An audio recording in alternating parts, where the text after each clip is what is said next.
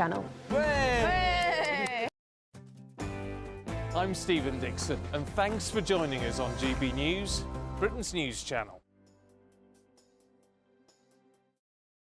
Every Saturday, 10 till 12, we'll bring you all of the news that you need to know. We'll also remind you that there is so much to smile about. It's my favourite time of the week. I get to relax, enjoy some light-hearted stories, and let Ellie teach me about fashion too. That's Saturday Morning Live, every Saturday, 10 till 12. Only on GB News, Britain's news channel. I'm Emily Carver. This is GB News, Britain's news channel.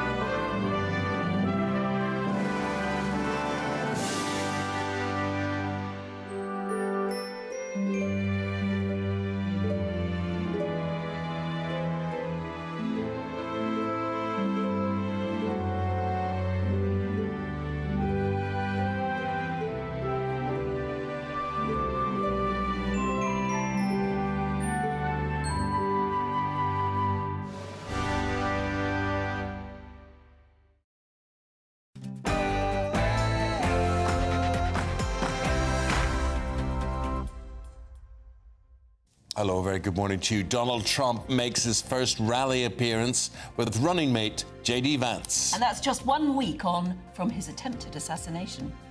But what they do is misinformation and disinformation, and they keep saying, he's a threat to democracy. I'm saying, what the hell did I do for democracy? Last week, I took a bullet for democracy.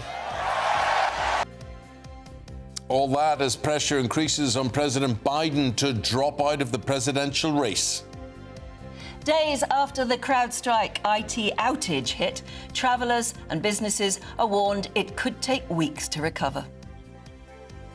Violent clashes between rioters and police in Ireland over asylum accommodation. Is the Irish government doing enough? The Prime Minister's poised to hand out a pay rise to teachers and nurses. But where's he going to get the money from?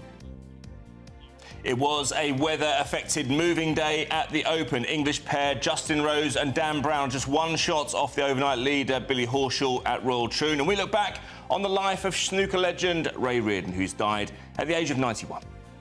Hello. Well, it was a fairly damp start to the weekend, but today it is going to be brightening up. However, there is still some rain in the forecast, so stay tuned for all your latest details.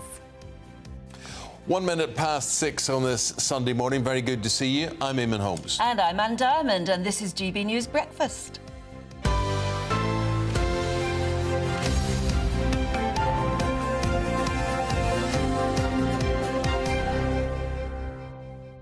So would you believe it? Here we are presenting together on a Sunday morning, for heaven's sake. What else would you rather do? Well, now you're asking. Well, that's the question. We're with you until 9:30 this morning. And we begin in America.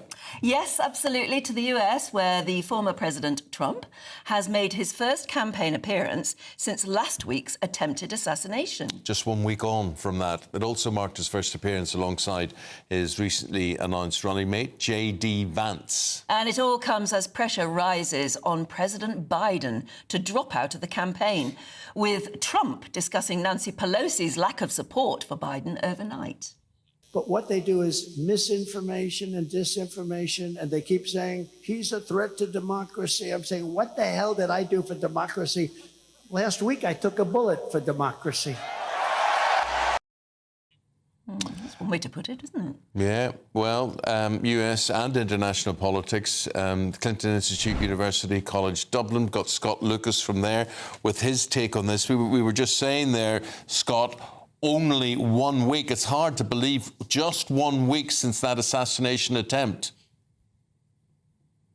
Yeah, I mean, what Harold Wilson once said, a week is a long time in politics. I think we're 4 months away from the election. We're talking about an eternity here. But the thing was, since a week ago, he was saying he was going to be uniting. Everything was going to be together. It was going to be one message to unite the country. Not sure he stuck to that. Well, I mean, let's take your soundbite at the very top of the hour, because I think it's important. It's interesting that when you put out misinformation and disinformation, you accuse the other side of doing so. But what is very serious here is what Donald Trump said when he talked about, quote, democracy. Donald Trump didn't take a bullet for democracy well before that assassination attempt. Please remember, this is a man who falsely said that the 2016 election, which he won, was rigged. Infamously, he said the 2020 election and falsely was stolen. He told supporters on January 6, 2021 to march on the Capitol and to stop the orderly transfer of power to Joe Biden. They did so, and the Capitol attack ensued.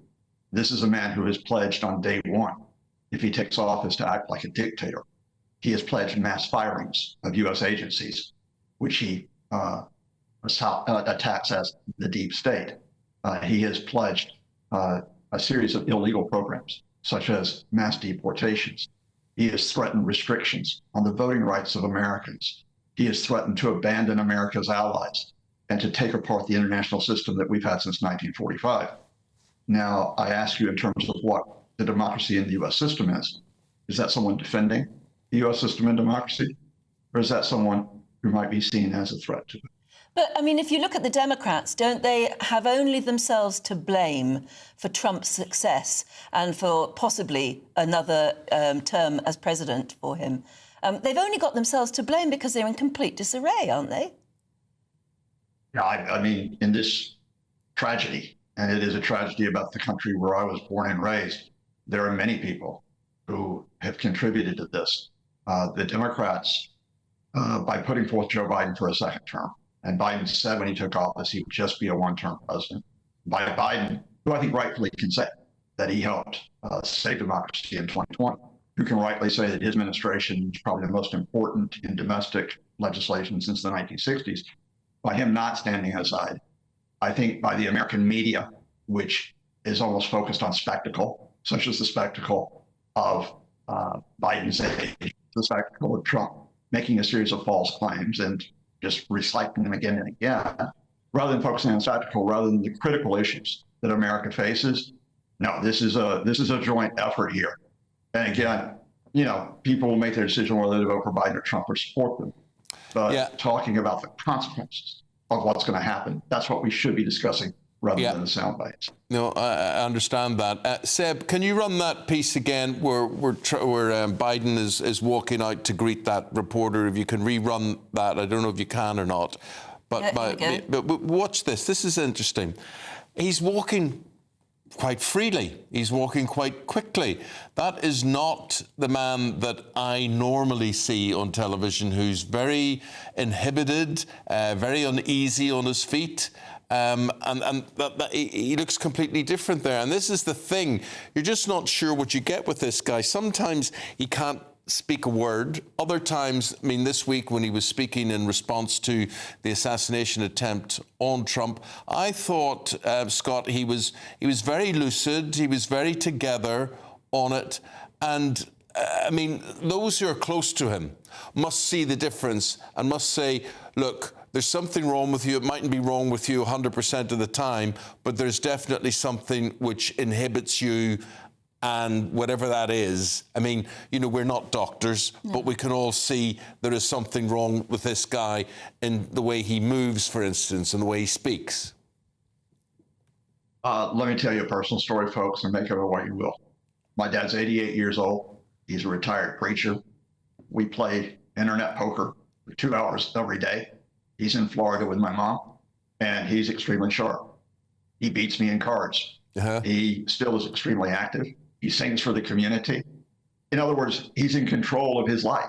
He knows what he is doing. He's got it organized, but he loses his words. And sometimes it takes several seconds for him to grab a word. Sometimes he moves quite freely. Sometimes he finds it difficult. Joe Biden, on a day-to-day basis, continues to lead this administration And in February, at the State of the Union address, he gave what was widely acclaimed as an excellent address. But there are other times, as you are showing on screen right now, where he does appear to lose concentration. And he lost concentration in that debate that allowed Donald Trump to walk all over him at the end of June, which is why we are where he is. So he could lead this administration until January, but to lead the country for another 4 years, and more importantly, to actually get us out of the spectacle and the narrative where the media focuses only on him and doesn't even mention questions about Trump, whether it's criminal behavior, whether it's Trump's stance on the issues, whether it's Trump's own mental ability, having taken a cognitive ability test while he's president. No, if Biden continues till November, that focus on old Joe means that Donald Trump gets the keys to the White House. Is it too late to do anything now? Even if he agreed to step down, who would replace him? Who would be attractive enough to swing sort of support from Trump? It can be done, but it has to be done within the next week to 2 weeks because the Democratic Convention opens on August 19th. And you either want the replacement candidate built up then in terms of profile, in terms of policies, in terms of the ability to take on Trump's lies on a day-to-day basis, or you want a clean convention fight between several candidates who can do that. And the Democrats have got talent. Vice President Kamala Harris, if the Biden folks can finally step back, has got ability. She can claim to be part of the achievements of the administration. She has made a series of very high-profile speeches in the last 2 weeks in preparation for this, which have been widely praised by the media. You can talk about Gretchen Whitmer, Michigan, very good governor. Josh Shapiro, another governor from Pennsylvania. People mentioned Gavin Newsom, a California governor. Even people in the cabinet, like the transport secretary. Remember Mayor Pete Buttigieg, who ran a very good campaign in 2020. Democrats have got talent. What they don't have is time. You have to do it within the next week to 2 weeks. And Biden has to step aside of his own accord. You cannot make it look like an overthrow. He not going to, is he, though? He really isn't. He's very stubbornly holding on there. I mean, he's very proud, but I think he's starting to make the move. He once said, once being only just over a week ago, only God Almighty could remove him. Then he said it's the polls. Then he said it's the doctors. He's setting up the possibility, and in private there are discussions. He is talking about if he does go, who would be the replacement candidate. Again, I'm old enough to remember when Margaret Thatcher in 1990, then in deep political trouble, said in the autumn, I've been here 11 years. I'm going to serve another term. I'm proud to lead this country. 48 hours, she was gone. Yeah. So when you have pressure on you from inside the party, you can eventually go. And in this case, what's important is that Biden can do it and say, again, claiming credit for the past 4 years, I helped save democracy in 2020, save democracy in 2024. We need to pass the torch. Well, yes, Okay. It'll make the next week or so very interesting. Scott, got to leave it there. Thank you. And could I just wish you all the very best and the best of luck in your card game with your father today. You're owed a bit of luck maybe going your way. An 88-year-old man. Yeah, absolutely. Just knocking him down Brilliant. there. Very good. Scott Lucas there. Thank you very much indeed. Now, this whole IT outage, which is affecting so many people in so many ways, travel companies, the NHS, they've warned that the recovery from what went wrong could take weeks. Yeah, and that is despite the bug now being resolved and fixed. It's extraordinary, isn't it? You think one little bit of code that went wrong, that had something, a bug in it, basically, infects so much of the globe. Why can't they just write another bit of code and send that round?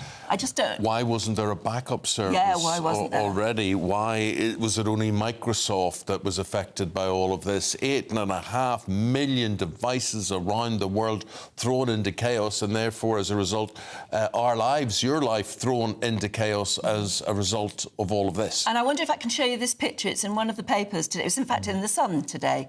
And we can't see the picture. Oh, we haven't got it in the computer yet. We'll find it for you. But it shows children in Marrakesh airport. I mean, airports all over the world are just suddenly still. And you're a family and you're travelling back from your holiday, or I think we've got it. You can have a look at the picture here. Children asleep in suitcases. So they use the suitcase. They're using the suitcases as a bed. So they open up their case and then they get. And then there are nice soft clothes. things for them to. Yeah. So the children are having to sleep on their suitcases at the moment, on their open suitcases. That's how bad things are at that particular airport. But, I mean, all airports are suffering at the moment. And if you're waiting to return, you've got no... I mean, if you're going on holiday, then you've got a choice. Do we go or do we go home? But if you're coming back from a holiday, you ain't got no hotel to go to. I detest airports. Yeah, I detest airports. Yeah. Well, you do an awful lot of flying. I live in airports, but Marrakesh there is quite a nice airport. I know that. You know it, do you? I know it well. Yeah, so it's quite nice. But it's too warm. Do you know the whole thing about this, Anne? The biggest complaint from people is we're not getting any information. We're not being told. And, you know, and I refuse on air to say, if you're worried about travelling, whether it's phone the airport or phone your airline. I refuse to say that. You know it won't help. Correct. You won't get through to it. You won't get through to anybody, and if you do, they won't know the answer to anything. Right. So what is the point of saying this? This is a line we're given by the airlines and the companies, and if you've any doubts, please check with your airline before taking off. Good luck with that one. Good luck. And what they should do is deploy people in uniform just walking around telling people, we don't know what's wrong either, we don't know how long it's going to take, but please be patient. At least that would be better than nothing. I agree with you. It's like if you're on an airplane and you go through turbulence and there's silence. Why do they do that? That's what I always think. Why doesn't the captain... If I was the pilot, I'd be saying, ladies and gentlemen, just hold on, this is a bit rough and bumpy, but we're going to get through this within the next 5 minutes or so, and then we'll promise you smooth... Calm down. I totally agree. You know, but nobody ever says anything, and therefore everybody's sitting going, what's going to happen It's unusual for you, the passenger. But if the captain or somebody would come and say, don't worry about this, it's always a little bit bumpy here, we'll be through it, So here's the answer to all of that. No one knows anything in life. The world is full of bluffers, people who, you know, will just pretend they know or they don't know. And the trouble is, when you go to airlines and you go to a check-in desk, you say, what's the situation with this flight? And you know they don't know. It's like if you go to one of the big stores, I could name one, but I'm not going to buy a television set, and you say, now, is that 4HD or what is that? I'm sure it is, sir. I'm not sure. They know nothing. You go, and it's like car showrooms are another thing. You go to a car showroom and you say, are they not bringing out a new version of this in November? No, sir, not that I've heard. Well, according to Autocar, I've just read yesterday, they said they are. Nobody knows anything All right, about anything. While we're complaining, I know we go back to airlines. When you're on an aircraft and the captain or somebody actually comes on the tannoy, why doesn't anyone tell them it's completely intelligible? Inaudible, yeah. I mean, they're stewardesses and people. They're standing in the cabin. They must be able to hear, but it's totally inaudible. I would be a very good captain on a plane. I would. I would greet people coming on board. I would put them at ease of what's happening. You'd keep people in the loop, in the picture, bit of information. People are not stupid. Why treat people as if they're stupid? Big business all the time. Bottom line, quick buck, that's all it's about. It's about getting your money and treating you like rubbish. Airplanes are the worst ever because we're not treated as if you're valuable. You sort of think, well, she's paid 68 quid for her ticket, so that's all she's getting. You know, we're not going to give her anything extra with this. You're being corralled all the time. Corralled all the time. Well, we've had a really good moan at that, haven't we? But it just shows it's so frustrating. Can you imagine, though, being at an airport at the moment and being frustrated by this outage?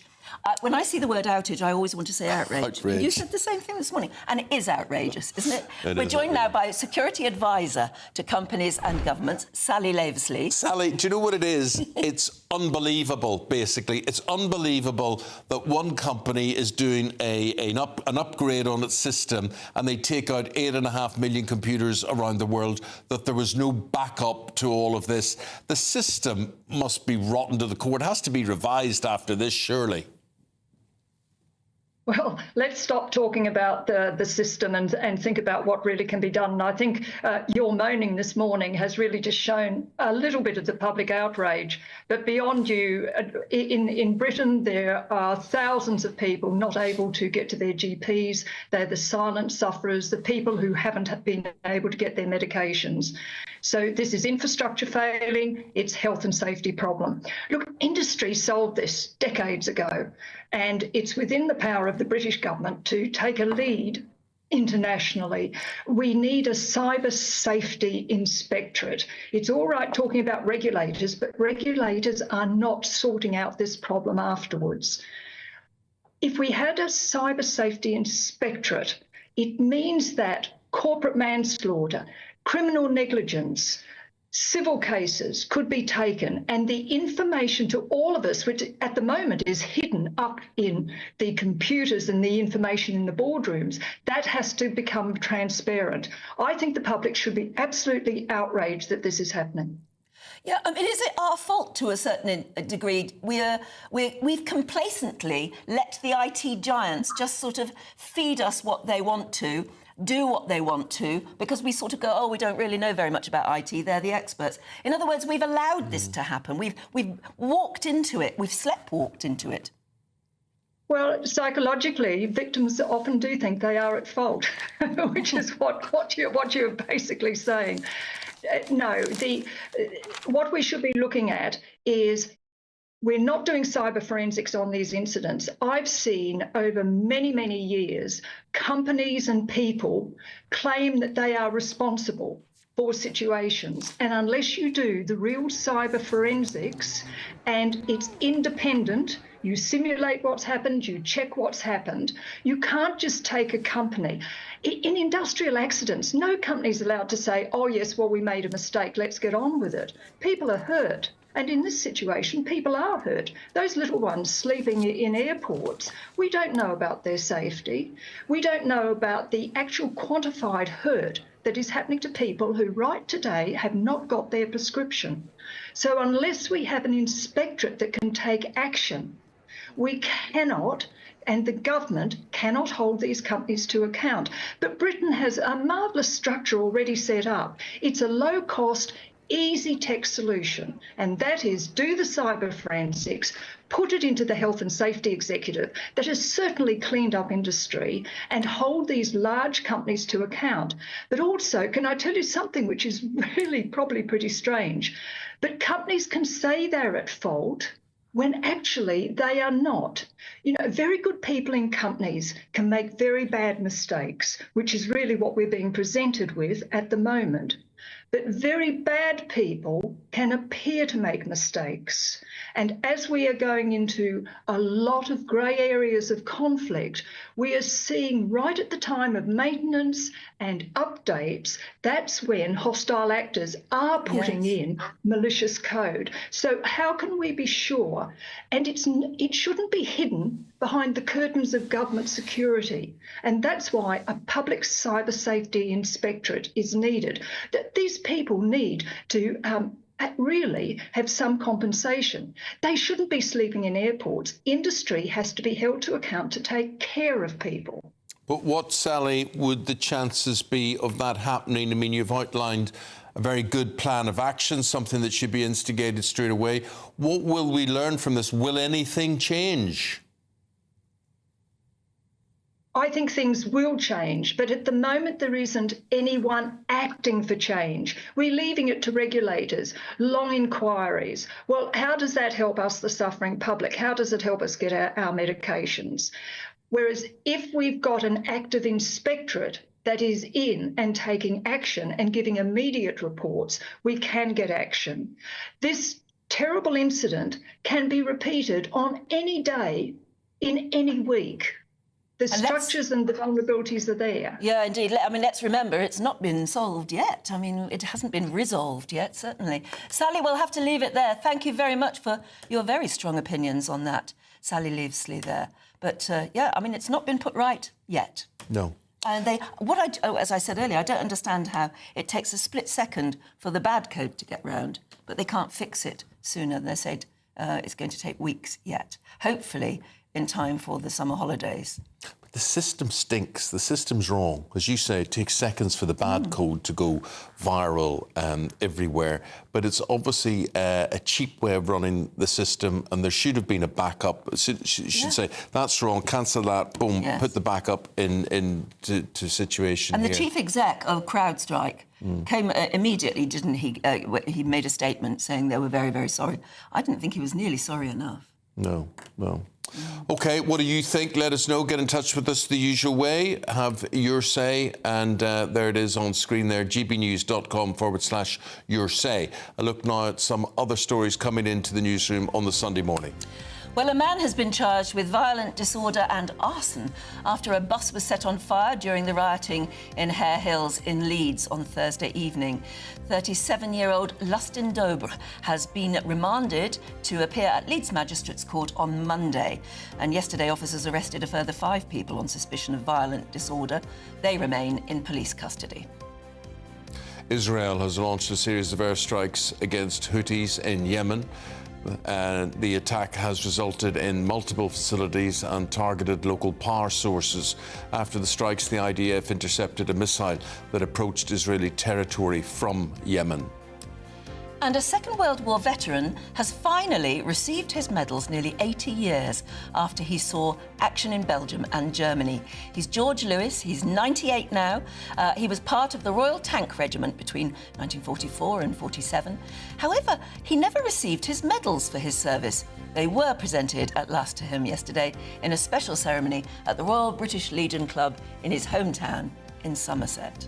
Well done, George. Excellent.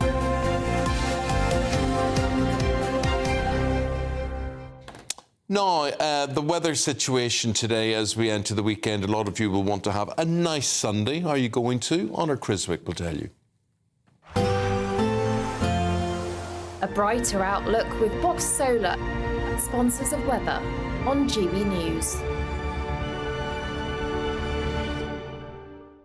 Hello, good morning and welcome to your GB News weather update from the Met Office. Well, it was quite a damp start to the weekend, but it is going to be turning brighter through today and it is going to be feeling fresher too.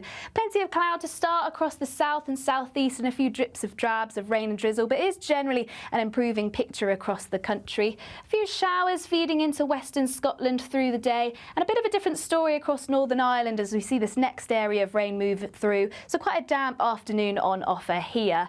But otherwise, plenty of sunny spells around, and where you do catch the sunshine, it will still be feeling pleasant and warm, but not quite as warm as it has done the last couple of days. Now through into the afternoon, we will still see a feed of showers move into western and northern parts of Scotland, but there'll be plenty of late evening sunny spells in between these. Across Northern Ireland, as I say, quite a wet afternoon here, so not really seeing much of that sunshine at all really, but plenty of dry spells across the north of England and elsewhere across central and southern areas of the country. Perhaps a bit more cloud across Wales. Once again, the odd spot of rain and drizzle here, mainly around hills, but otherwise plenty of dry weather to end the weekend. Now through into Sunday evening, the rain that's across Northern Ireland will push north-eastwards and later on feed into parts of Wales and the southwest, so quite cloudy and turning quite damp overnight. The driest and clearest of the weather is going to be in the far southeast corner, and that's where it feel a little bit cooler, but elsewhere we're expecting another one of those muggy nights ahead. So for Monday then, quite a damp start across parts of Scotland, northern England and parts of Wales too. But it is generally an improving picture as that rain turns showery through the course of the day. But these showers could turn quite heavy across Scotland and be quite slow moving, so some persistent downpours at times. But generally drier and brighter across the south. And looking at those temperatures, it will still be feeling pleasant where you catch the sunshine. That warm feeling inside from Boxed Boilers, sponsors of weather on GB News. Well, there you go. There's still plenty of time now to grab your chance to win 30 grand tax-free. What did you just say? 30 grand. You're kidding me. No, isn't it just It's the biggest one ever. It is the biggest one ever. How did you know that? 30 grand in the Great British Giveaway. But you've got to take part to have a chance of winning it. Here's how.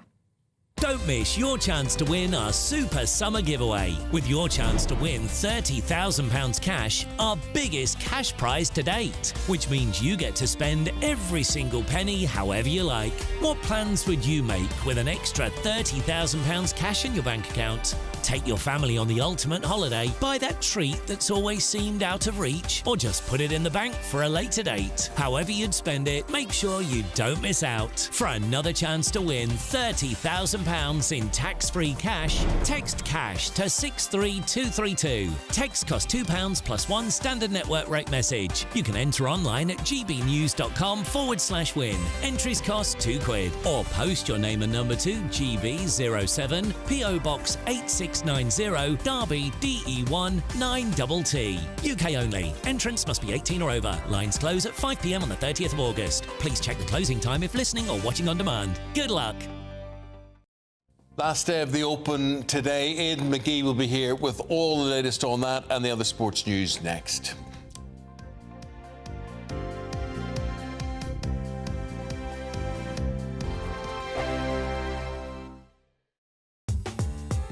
I'm Christopher Hope. From pop stars to politicians, I'll interview anybody in a pub who's got a political opinion. Join me every Friday on Spotify, Apple Podcasts, YouTube or gbnews.com, or wherever you get your podcasts.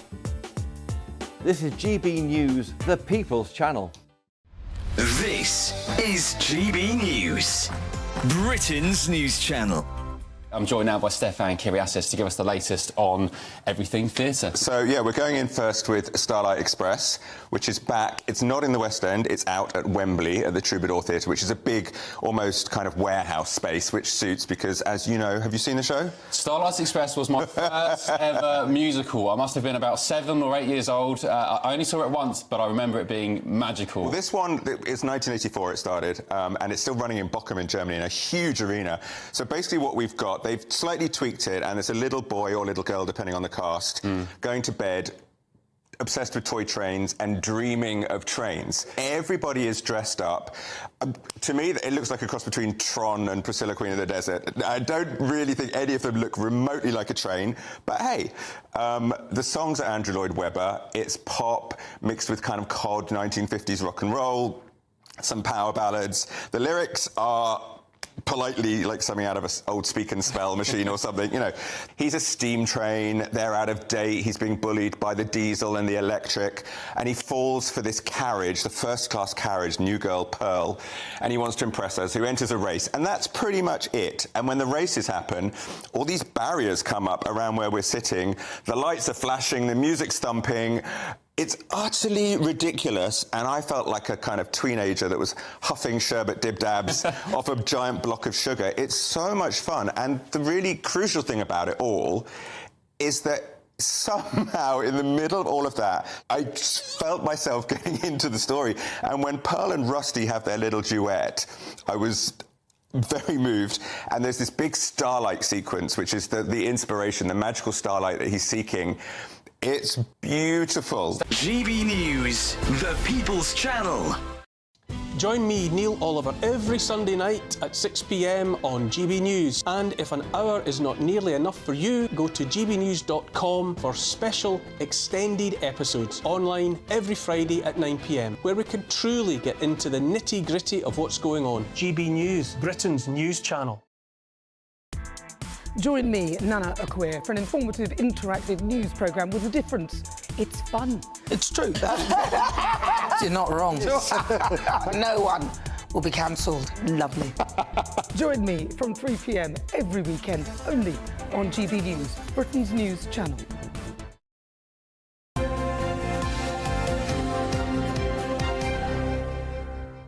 We've got Aidan here. He's got your sports news, and we're going to start with the Open because today it'll be decided today. It will indeed. We saw a moving day to remember yesterday, Eamon. I mean, this time yesterday we were talking about Shane Lowry, who was leading at 7 under. Yeah. And moving day is the whole notion of the whole leaderboard being thrown into jeopardy. Well, it doesn't help when there's not just wind but also rain playing havoc with things. And he had not a disastrous day. It was actually quite a solid day, but other people outperformed him. And he's somebody who plays well in tricky conditions. But at the moment, he's right down there. Even if the sun was shining, that course would be tricky. Oh, I know. It is difficult. I mean, well, you saw the calibre of people who didn't even make the cut. Bryson DeChambeau, Rory McIlroy, Tiger Woods. He wasn't moving well around the course anyway, I didn't think. So it's been extremely difficult. But narrow fairways, elephant grass, sand, bunkers. Yes, I have, actually. I think I lost something like 13 balls on it. I'm not joking. It was a very depressing day. Yeah, it's got some very nasty There's not there's not any flat ground on it. I mean, so the ground is at a slant, so your feet will either be above the ball or below the ball, and it's a nightmare. Are you any good? No, I'm not. No, I'm not good anyway. But well, Dan Brown's the story because he's 29 years old. He's no kid. Yeah. But he was a 400-to-1 shot before this tournament. He didn't have he double bogeyed towards the end yesterday, but he's still in with a shout going into this evening. The play's underway from 7:55, but Billy Horschel is the guy at the top. 37 years old, comes from Florida, but wants to be British, it seems. He says he's mad on darts, and he's got West Ham emblazoned all over his equipment. Oh. So he's captured the imagination a little bit. But as I say, it depends on the weather today. I think that the forecast is more rain, but we'll see how it plays out. As I say, underway from I think 25 to 8. Okay. A word about Ray Reardon, the snooker legend, who died at the weekend. Yeah, yesterday it was a long battle with cancer, says his wife, Carol. 6-time world champion between 1970 and 1978. So that's a hell of a lot of consistency. It's a long time ago. It is, and I think he straddled that era as well, where snooker became mainstream on television, and it peaked in '85, obviously, with those 22 million viewers that watched and there he Taylor is against... That's with Alex Higgins. That's That is before, I think, the 1982... World Championship final. When the world which was just black and white. It was, but snooker didn't really take off until it went colour, because I think it was David Attenborough who said that he was not going to work on black and white TV. It's not that they went colour. It was brought in as a colour aspect to BBC Two, and therefore people went, well, what's all this? And people were absolutely captivated by it. I mean, it got huge viewing figures. Huge viewing figures. I mean, I remember as a teenager, we were gripped to it. You hadn't seen anything like it. The quietness, hearing the balls hit each other, and then these guys like Alex Higgins and Ray Reardon and Dennis Taylor and Jimmy White all coming to the fore. Massive figures, didn't they? Well, I mean, Ray Reardon used to earn his money just doing exhibitions. He was a miner originally, and he went round club to club earning money, and then things just changed quickly for him towards the end of the 70s, certainly by the early 80s, and I think it peaked, as I say, about 85 with Taylor and Davis. But he's had some wonderful tributes coming in from Jimmy White, who said he's a giant of the sport. John Virgo said it was an absolute honour to know him. Others like Mark Williams and Mark Selby have paid tribute as well today. But he also had a hand in the career of Ronnie O'Sullivan. Ronnie O'Sullivan was kind of losing his way around about 20 years ago, having burst out the blocks in the late 90s, and he helped him. Reardon was credited with helping him to win the 2004 title just by getting him back to some basics of the game. He retired at the age of 58 in 1991, so he's a long time retired, but he still hung around the sport. And the Welsh Open was named... He became a coach to Jimmy White. He did indeed, yeah, he did. Well, why isn't snooker on telly anymore? Well, it is. It is. It's getting more like it. It's making a comeback, actually. It is. I mean, the prize pots are getting bigger. Their model has to be darts. It's as simple as that. Because darts had big numbers in the 80s, tailed off by the time we got into the turn of the century, and then it's experienced a real renaissance. It needs some younger stars coming through who are more marketable, really. But you said you presented Pot Black as well, Eamon. I took Pot Black off air. I was the last presenter of Pot Black, so I was in Stoke, as it were. But people like Ray Reardon would have been synonymous with that in the 70s and in the 80s as well. And that's the thing about it. I mean, snooker went to not just a sporting audience, it went to a general audience. So in the afternoon, a lot of retired people would have been watching it and whatever as well. So it had a general audience. My parents had a care home, and I remember when I was a kid going in there into the front room, we had about 17 residents in there, and that's the only time we used to get silence when the snooker was. But that's it. What you said earlier is that it's a gentle. The sounds are gentle. Mm-hmm. Yeah. And the colour. Yes, and the colour, of course, was all important. It's such a tough game. You played it? Snooker, yeah. Such a tough game. Yeah. It's such a... I played pool on a 6x4 table, but on a full size, it's huge. I remember we used to finish school and then go to the snooker hall afterwards. Did you? That was the end thing. That was late 70s. Everybody wanted to play snooker. Must be a nice part of town, wasn't it, if you had a snooker hall nearby? Oh. Yeah. Let's talk a bit about football. Manchester United had a friendly yesterday against Rangers, which they won. But Eric Ten Hag has been talking in support of former United boss Ralph Rangnick about the job that has to be done at United? Yeah, look, he's 2 years into his project, as he would call it, Erik ten Hag. We remember famously, I think it was 2.5 years ago, just when he was on his way out, Ralf Rangnick, who's since kind of rebuilt himself with the Austrian national team.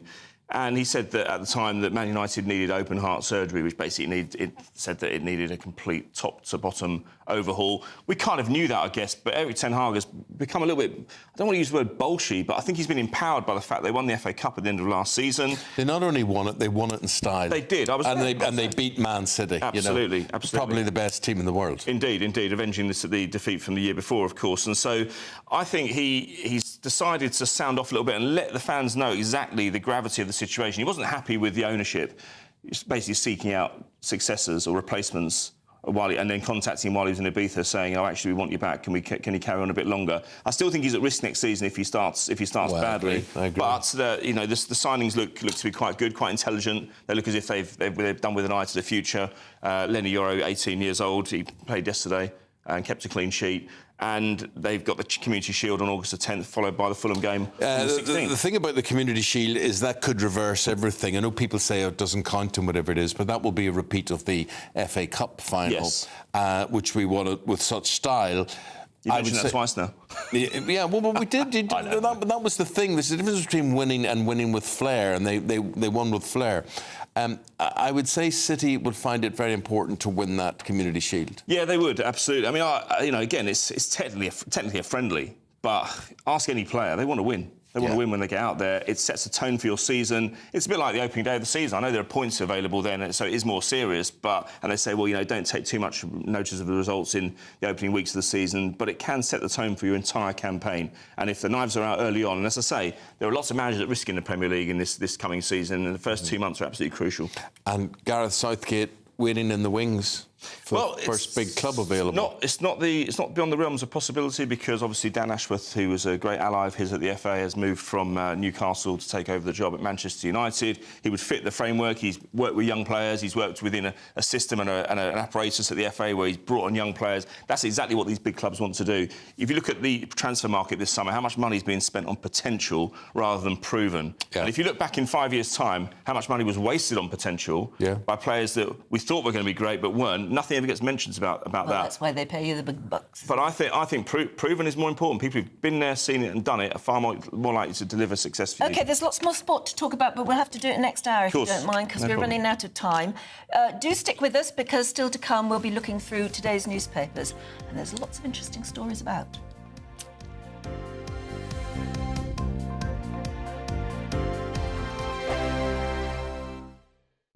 This is GB News, Britain's news channel. In World War I, 309 men from Britain and the Commonwealth never came home because they'd been shot at dawn. The majority were killed for desertion, cowardice and sleeping at post. Appearing at their court-martials and told they'd brought shame on their country, these men had no opportunity to defend themselves and were executed by a firing squad. The National Memorial Arboretum launched a fundraising campaign to restore the memorial, which has stood for more than 20 years. Thank you to your viewers for their support for the fundraising campaign. And thanks to the generosity of so many people, we've been able to replace all 309 of the posts that represent those young men that were shot in the First World War. Restoration of this really precious memorial. The centrepiece of the memorial is the young soldier, blindfolded and facing his execution. In September 1916, Private Harry Farr was ordered to the front. Already suffering from shell shock, he was overwhelmed and refused his orders. He was court-martialed, and in a trial lasting only 20 minutes, he was sentenced to death. On the day of his execution, he faced the firing squad without a blindfold. Janet Booth is Private Farr's granddaughter and was part of the public campaign to have those who were shot at dawn officially pardoned. When I asked my gran, do you know where I could find Harry's grave? And she looked at my mother, and there was this sort of look between them, and then she said, well, he hasn't got a grave, because they didn't warrant, he deserved one, because he was shot as a coward and had let his country down. We can come here as a family and pay our respects to him, and also for all the other families, it's somewhere to come and remember their loved ones. The People's Channel. Mark Dolan tonight is your weekend dose of news, debate and entertainment. This sounds like a wild conspiracy theory. Don't miss My Big Opinion, Mark Meets, and My Take at 10. Democracy is a funny old thing. And we don't do boring, not on my watch. I just won't have it. Go and get another glass of that bubbly. You've earned it. That's Mark Dolan tonight, Saturday and Sunday, 9 to 11, only on GB News. The People's Channel, Britain's news channel. Are the newspapers getting you down? My wife didn't divorce me that month. Struggling to separate the wheat from the chaff? I know that it's a bit of a circus at the best of times. Well, don't worry. Headliners has got you covered. We'll take the burden of reading the day's news, and if we get depressed, who cares? It's an occupational hazard, frankly. That's Headliners on GB News from 11 p.m. till midnight, and the following morning, 5 till 6 a.m. on GB News, the comedy channel. Nah, just kidding. Britain's news channel.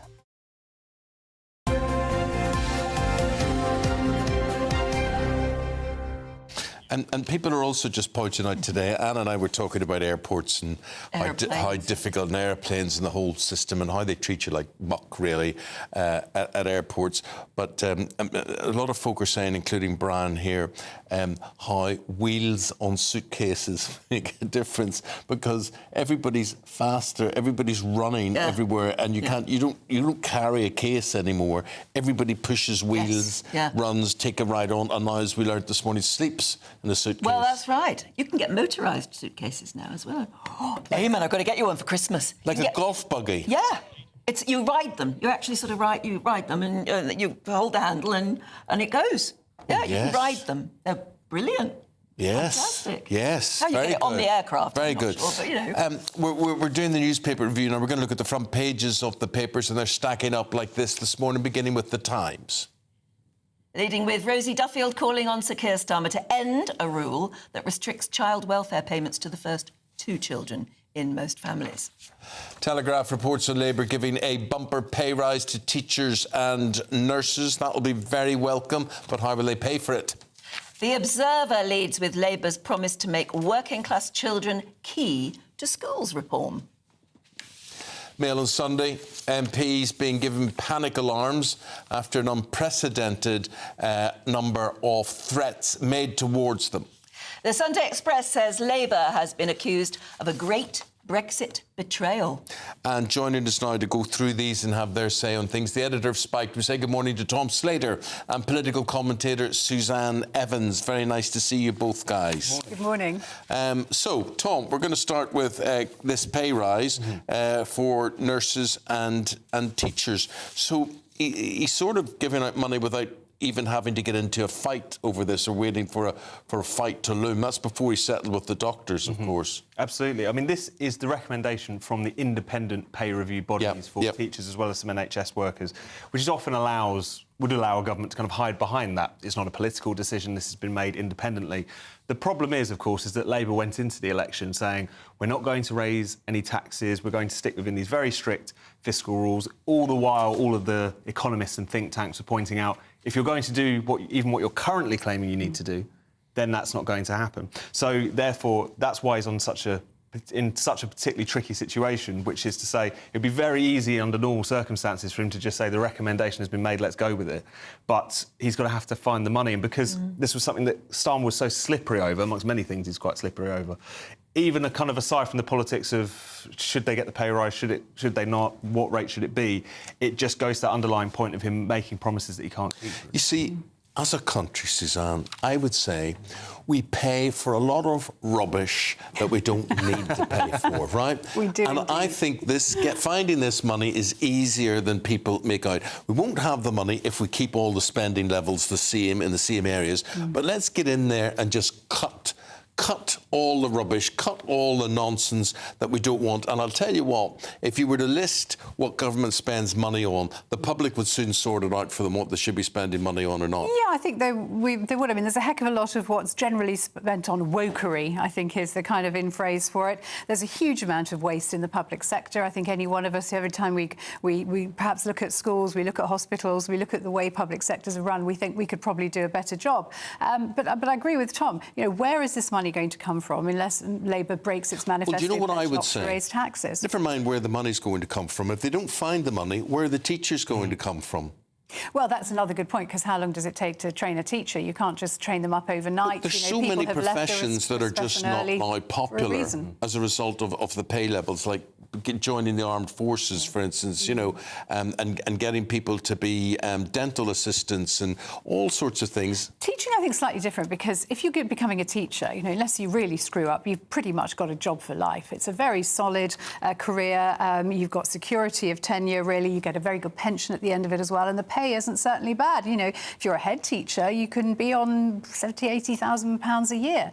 The country can't afford this, though. This is my worry, and it's all very well starting by saying, well, we've got to give pay rises to teachers and nurses, because those are the people everyone loves. You know, people think, oh, yes, of course they deserve a pay rise. But this is just across the whole public sector. But the country can't afford it. 99.5% of GDP is now government debt. We're paying £7.4 billion on government debt interest every month alone. This is unaffordable. But also this on the backs of people who had nothing to do with the government running up debt levels to that point. You're looking at various teachers, depending on how you calculate, you're still looking at their pay being eroded over the course of the past 10, 15 years by double digits. And of course, there's always going to be an argument about how to pay for it, but still you can understand why people working within various parts of the public sector are smarting at the fact that they, because of inflation and because of how that's eroded their pay, they've been really struggling over the course of the past 15 years. So for then the kind of macroeconomic picture to be presented to them said, well, we can't afford it, is always going to be a tricky sell, regardless of what... No, I agree, and I think if you don't pay for teachers, you'll regret it. You know, I think that's a necessity. And I think if we all look at our lives, where you've come from and where you're going to, the importance that teachers played in your life, I think it's non-negotiable, but personally. Yeah. It's so important, isn't it? And it is the future. We can all remember a wonderful teacher. Do you remember? Absolutely, yeah. Of course, you've got to have good teachers, but, you know, I've also been a school governor, and I've seen where there's waste as well, and I've seen the ludicrous amount of time and effort that head teachers and teachers have to spend on useless creating policy, wading through red tape. You know, cut some of that, free up teachers to do what they do best, which is actually teach. Yeah, OK. Your view's very welcome. Yeah, indeed. In fact, the growing criticism of Keir Starmer in the papers today, he didn't have long before he was bound to face this one in the Sunday Express, the great Brexit betrayal. Yeah, he's not having a good start at all, is he? Let's face it, people are already using that phrase, Starmageddon, to say that things are going to be worse under Labour, and he's certainly had a rough week of it so far. But this is the front page of the Sunday Express, a new law being drawn up by ministers, apparently, which could put UK manufacturers in lockstep with the EU on product safety rules. Now, this, of course, when we were in the EU, all the rules had to be the same. We had to abide by every new regulation that the EU put out. It also meant we couldn't sign independent trade deals with other countries. And now there's this fear is being eroded again that Sir Keir Starmer is trying to trade away our freedoms in a bid to cosy up to Europe. He doesn't, of course, have the best record on Brexit. And if this is true, then it certainly seems to me that this is at the very least against the spirit of the EU referendum, at worst a complete betrayal of it, as the Sunday Express says. Though, wasn't it? It was, and I think anyone who took Keir Starmer at his word when he said a few months ago, Brexit is safe in my hands, probably needs their heads examining. But I don't think any Brexiteer took that seriously whatsoever, really. Even before... Yeah, but there's Brexit and Brexit, isn't there? There is, but I think we can all understand the general thrust of it, which was about sovereignty, which was about control. And if you're in a situation where your rules are basically being set by Brussels, you're just opting to follow them at all times. He's already been talking about a EU migrant returns deal, which is something which is so bitterly contested, even within the EU. The idea that we would willfully sign up to that is crazy. Even this kind of veterinary agreement, which is something he's been talking about for a long time, sounds like quite niche and uncomplicated, would involve, at least if you listen to the EU side of things, subjecting ourselves to European Court of Justice rulings and so on.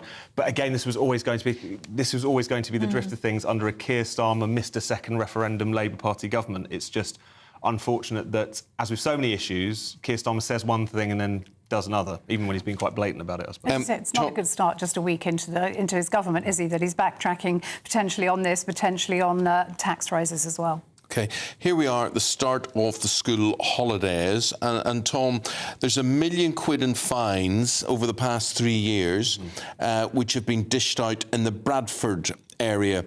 Children missing school due to unauthorised leave is more than twice the national average. What's your thoughts on this? No, it's sky high, and even though some of these fines will sometimes be dished out for things other than holidays, it's something like 90% of them are actually for holidays specifically. But this is just one city. This is just in Bradford, yes. Has made £1 million out of fines. Yeah, over the course of the past 3 years. And also, when you're taking... This is one thing that the Sun story points out, is that particularly in this particular area where you do have a big problem post-pandemic with a lot of poorer and working-class kids not coming back to school, parents and pupils kind of losing the habit of constant school attendance. This sort of thing is not just about... How the heck do you lose the habit of going to school? You know, this is all sort of nonsense. People think they have a right. Oh, well, we have a right to 2 weeks abroad in Benidorm, so we do. No, you don't. You know, I mean, you don't. I mean, I never went anywhere. I think you do. I never went abroad until 1980 or so. But that's the olden days, darling, wasn't it? I mean, me too. I didn't go abroad. Yes, but you know, one of the reasons I didn't... I want to now. Well, my parents were able to say, no, that's school time, that's holiday time, and the two shan't mix. People see it as their right now to go on holiday. It's correct, and it's just I think the reason I've raised the pandemic in the midst of this is because of the fact that that was another thing which almost presented school or almost as like an option.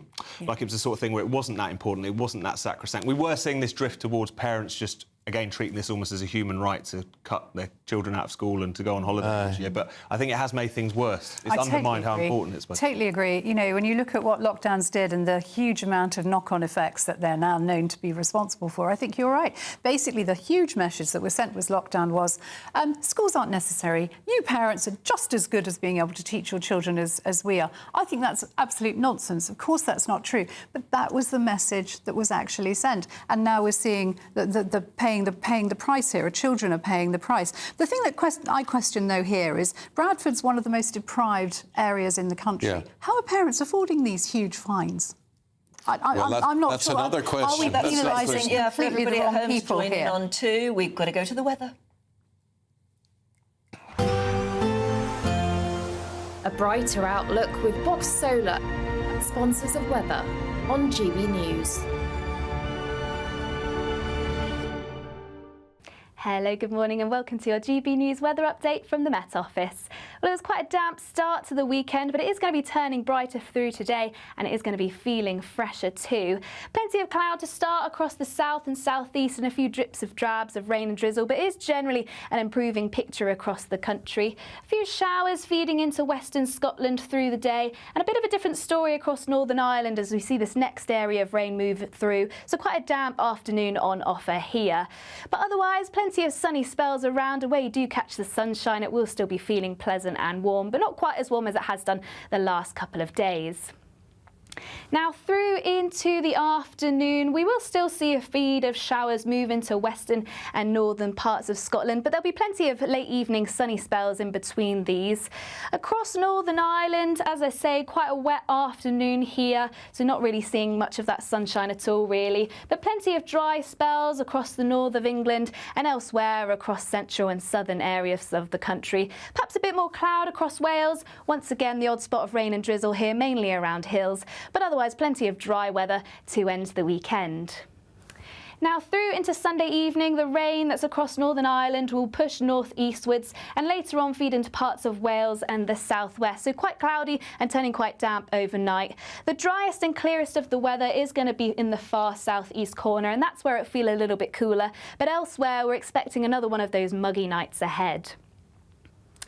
So for Monday then, quite a damp start across parts of Scotland, northern England and parts of Wales too. But it is generally an improving picture as that rain turns showery through the course of the day. But these showers could turn quite heavy across Scotland and be quite slow moving, so some persistent downpours at times. But generally drier and brighter across the south. And looking at those temperatures, it will still be feeling pleasant where you catch the sunshine. Looks like things are heating up. Boxed Boilers, sponsors of weather on GB News.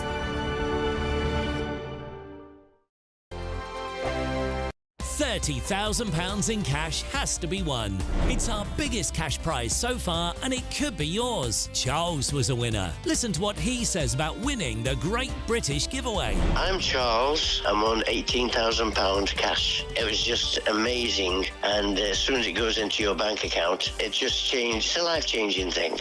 The next big winner could be you, with an extra £30,000 cash in your bank. For another chance to win £30,000 in tax-free cash, text CASH to 63232. Text costs £2 plus one standard network rate message. You can enter online at gbnews.com/win. Entries cost £2. Or post your name and number to GB07 PO Box 8690 Derby DE1 9TT.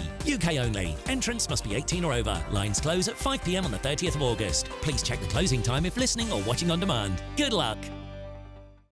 In the GB newsroom, we bring you the news as it happens. With our team of dedicated journalists across the UK, GB News brings you accurate reporting of the day's topical agenda. When the news breaks, wherever and whenever it's happening, we'll be there. This is GB News, the People's Channel, Britain's news channel. If you want your news to be straight talking... This is a nightmare for the Conservatives again. Down to earth. It's not just Nottingham where this is happening, is it? And most importantly, honest. Hard-working, middle-class taxpayers, they'll get their book thrown at them. Then catch me, Martin Daubney, Monday to Friday, 3 till 6 p.m. on GB News, Britain's news channel.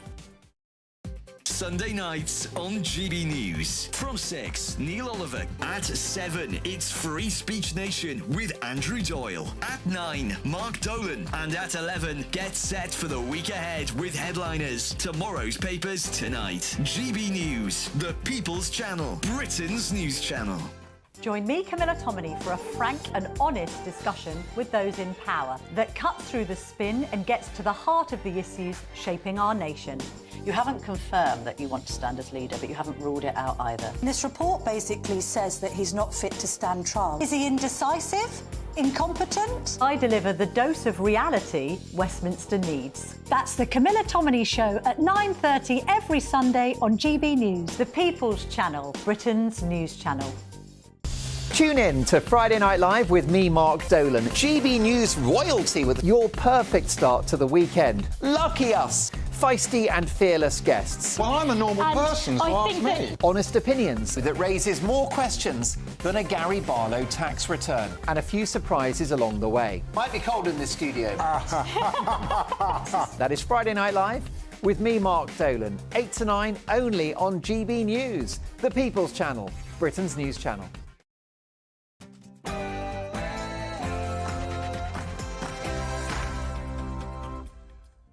Good morning. Donald Trump makes his first rally appearance with running mate J.D. Vance. And that's just a week on from the attempted assassination. But what they do is misinformation and disinformation, and they keep saying, he's a threat to democracy. I'm saying, what the hell did I do for democracy? Last week, I took a bullet for democracy. And that's all as pressure increases on President Biden to drop out of the race. Days after the CrowdStrike IT outage, travellers and businesses warn this could take weeks to recover. Violent clashes between rioters and police in Ireland over asylum accommodation. Is the Irish government doing enough? The Prime Minister poised to hand out a pay rise to teachers and nurses. Question is, can the country afford it? Good morning. Moving day was exactly that at the Open. English pair Justin Rose and Dan Brown navigated a rain-lashed course to leave both just one shot off the lead at Royal Troon. Eric Ten Hag, meanwhile, lifts the lid on the task facing him at Manchester United. And we look back on the life of snooker legend Ray Reardon, who died at the age yesterday of 91. Hello. Well, it was a fairly damp start to the weekend, but today it is going to be brightening up. However, there is still some rain in the forecast, so stay tuned for all your latest details. Hello there, very good to see you. 1 minute past 7. I'm Eamon Holmes. And I'm Anne Diamond, and you're watching GB News Breakfast.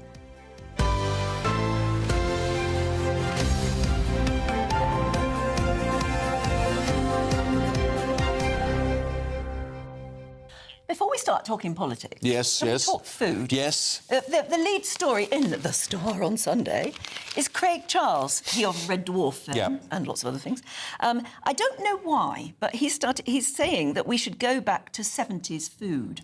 You know, like Angel Delight and Smash, instant mashed potato, and Findus crispy pancakes. But you see, the reason being, Anne, that the 70s, suddenly food was relatively boring, and then the 70s came, and there was just this most amazing stuff that was made, like Arctic roll, Angel Delight, crispy pancakes, and there was the curry boil in a bag stuff that you were able to get. All of this stuff available to us that was never available before. It was always instant, wasn't it? Everything. It's big. Well, see, normally we would have got everything was boiled, and there was cabbage and potatoes and all sorts of things like that. And the house always stunk of it, didn't it? Yeah, there was that, or stew, and now it was all different. So, what is it that you miss from days gone by, or you think we should concentrate more? I mean, I think I would commit crime for an Arctic roll. That would be nice, actually, an Arctic roll. I like an Arctic roll. And I used to love, you know, because it was the height of sophistication, pineapple and cheese on a stick. Oh, yeah. Yes, it's so naff. Yes. Or it's considered naff now. But the mixture of the two things was lovely. You thought you were the person. You were. We are the people. Pineapple and sophistication. That's what it's about. Sophistication or delusion. Let us know what you think. For some reason, Craig Charles thinks it would do us all good to go back to those sort of simple times. Yeah, no, I agree. Think of some examples of that, folks, and let us know. They are gbnews.com/have your say. Now we'll talk to international and world politics. Yes, and of course, it's former president, maybe even future president, Trump. He's made his first campaign appearance since last week's attempted assassination. Now, it also marked his first appearance alongside recently announced running mate J.D. Vance. And it all comes as pressure rises on President Biden to drop out of the campaign, with Trump discussing Nancy Pelosi's lack of support for Biden overnight. Did you see Nancy Pelosi is selling out Biden now? Did you see? She turned on him like a dog. Well, I don't know if he should continue. All of a sudden, where did that come from? She was 100%. All of a sudden, she's not sure. Not sure means he's gone. Well, I'm delighted to say joining us in the studio this morning, former diplomat under George W. Bush, Professor Colin Graffy. Colin, lovely to see you. Normally, we're talking to you down the line. You're in the USA. Yeah, what are you doing in Britain? It's wonderful to be here for an English summer. Yeah. Oh, yeah. Well, I'm so glad we could lay one on for you. Been brilliant. Yeah. So what is going on in the States at the moment? Is anything going to be done about President Biden? And aren't they just giving it away to President Trump? Well, the situation is like a Netflix cliffhanger, because within 1 hour we're heard he's going to be gone this weekend.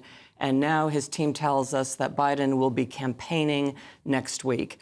And the view is that perhaps he is considering stepping down from running, but he does not want to give Bibi Netanyahu, the Prime Minister of Israel, the satisfaction of coming to Washington, D.C. as Biden is on his way out. So there's a meeting in the Oval Office tomorrow, I believe it is, with President Biden. And the thinking is perhaps he waits until after that meeting before making a final decision. Colleen, we are interested observers, foreigners looking at your situation. Are we deluded, or do you look at Biden and you think, if I was family, if I was a friend of this man, I would have to say, Joe, are you sure? Because we have our doubts. Yes, many have likened it to a beloved grandfather in the family who is continuing to drive, and the family are wanting to take the keys away. It's a matter of pride. It's a matter of taking away independence and, just everything about you that suddenly you're being told you're not capable. And, of course, we all don't want to think that. And so, is that a vote loser? I mean, people talk about age and whatever. To me, it's nothing to do with age. I look at this man and I am concerned that it's a health thing. There are many 81-year-olds, yes, 85-year-olds, 90-year-olds that are completely capable of doing many things. But what we're seeing, and perhaps it's this third time he's had COVID, that it's just causing some problems. I believe we've come to the conclusion that it's not Alzheimer's or dementia, because you can't hold a 90-minute debate if you had that. But he have reaction issues and an inability to be able to express himself. The NATO conference that he gave, sharp, quick, great mastery of foreign policy. So again, this is why we don't think it's something serious, but it's enough to hamper him. Well, maybe it's not something immediate. I think it is something serious, but not when it manifests itself. Does it manifest itself 2 years into his presidency or whatever? Exactly. Mm-hmm. Yeah, I mean, there are even worries about the fact that if he's not deemed fit to run for the next 4 years, is he fit enough to actually be running for the next 4 months? I mean, it's beginning to grow, this sort of, this talk about, this narrative that there is something seriously wrong. And given that, that's becoming the story rather than the things he wants to talk about. That's right. And I think there's no view that he should step down now. To Eamon's point, this is something that's manifesting itself slowly and it's going to get worse.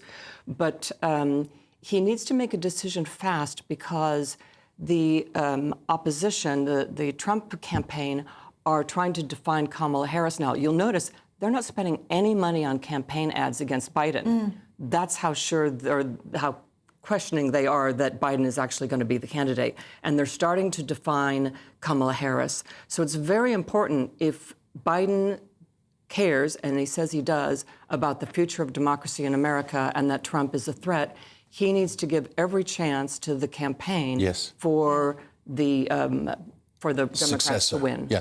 Tell me this, Colin. What do you make of Kamala Harris? Well, she's not had the best press so far. She was a prosecutor, as we know, in California, and the Attorney General. That doesn't mean you're a retail politician, that you've been out there on the hustings and debating. But has Biden given her a chance to blossom? Somewhat. She was given the task of the border czar, which is not the best task to be given, but she didn't do well on there. There were some interviews that she did that she fluffed, and again, it's perhaps because she doesn't have that political experience behind her. But she has not been given much of the limelight, but when she has, it's not been impressive. So it might be that's why the Biden administration did not give her more time, but it also means that she's undefined, and this allows the Trump campaign to move in and define her negatively. And interestingly, who would ever think of accusing Trump and the Trump campaign of being subtle? But they've laid off Biden because the optics would not look good at the moment, because it's almost like being unkind about somebody who's ill.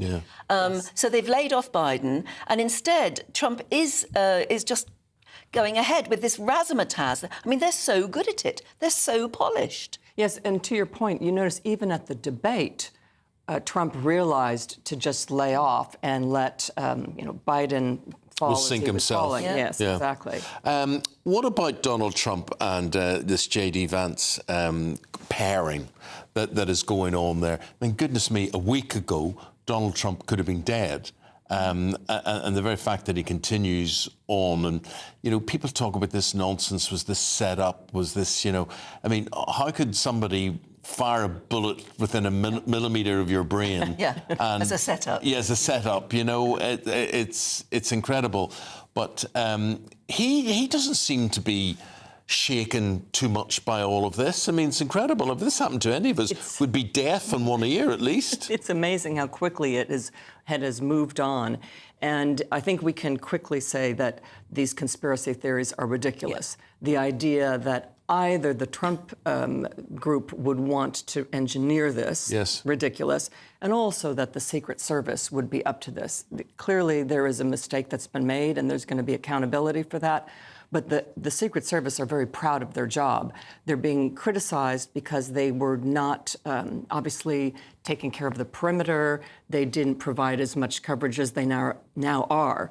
Today, or the last rally, they said that they're covering him as if he's president, because they're recognizing that especially some threats that came through from Iran, allegedly, and this is why they started to up as well. I mean, it was the most appalling mistake, wasn't it? Yes. And I know the Secret Service, that, I mean, it is a matter of pride that, you know, nothing happens on my watch. And I'm afraid it did. And it very nearly succeeded. And it seems like because the Secret Service didn't have enough people to cover this, they use law enforcement all the time. But it was the coordination between the different factors of the law enforcement and the Secret Service that there were gaps in between. Yeah. OK. Colin, lovely meeting you. Lovely talking to you. Nice to see you. Have yourself a good summer. Thank you. And thanks for gracing us with your presence today. That's former diplomat Colin Graffy there. Thank you very much indeed. Right now, it's 12 minutes past 7 already.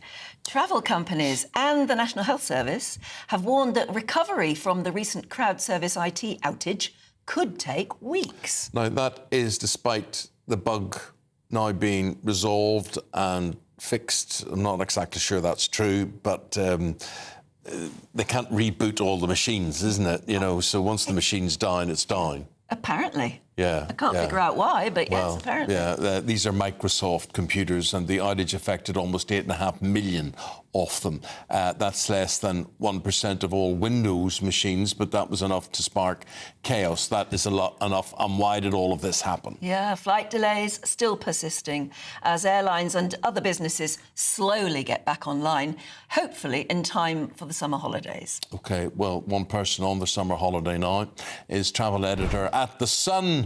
There she is in The Sun today, Lisa Mino. Lisa, very good to see you. Hi there, good to see you too. Well, Lisa, thankfully you're there, you're at your destination, everything's OK for you. I don't know what it'd be like if you were looking to go home, but how would you assess the situation at the moment? And from your point of view, obviously that's from a traveller's perspective.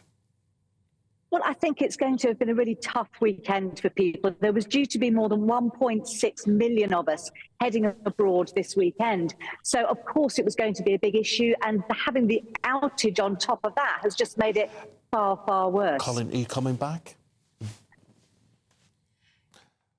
Oh, yes. Right, Lisa, yes, sorry. I was reading your piece in The Sun today, and there is this heartbreaking picture of children in Marrakesh airport who are having to sleep on the floor, or in some cases, well, literally in some cases, they've opened the suitcases and they're sleeping on their own suitcases, in the middle of their own suitcases. It's extraordinary, the sort of heartbreak that some families are having to face because of the disruption to travel.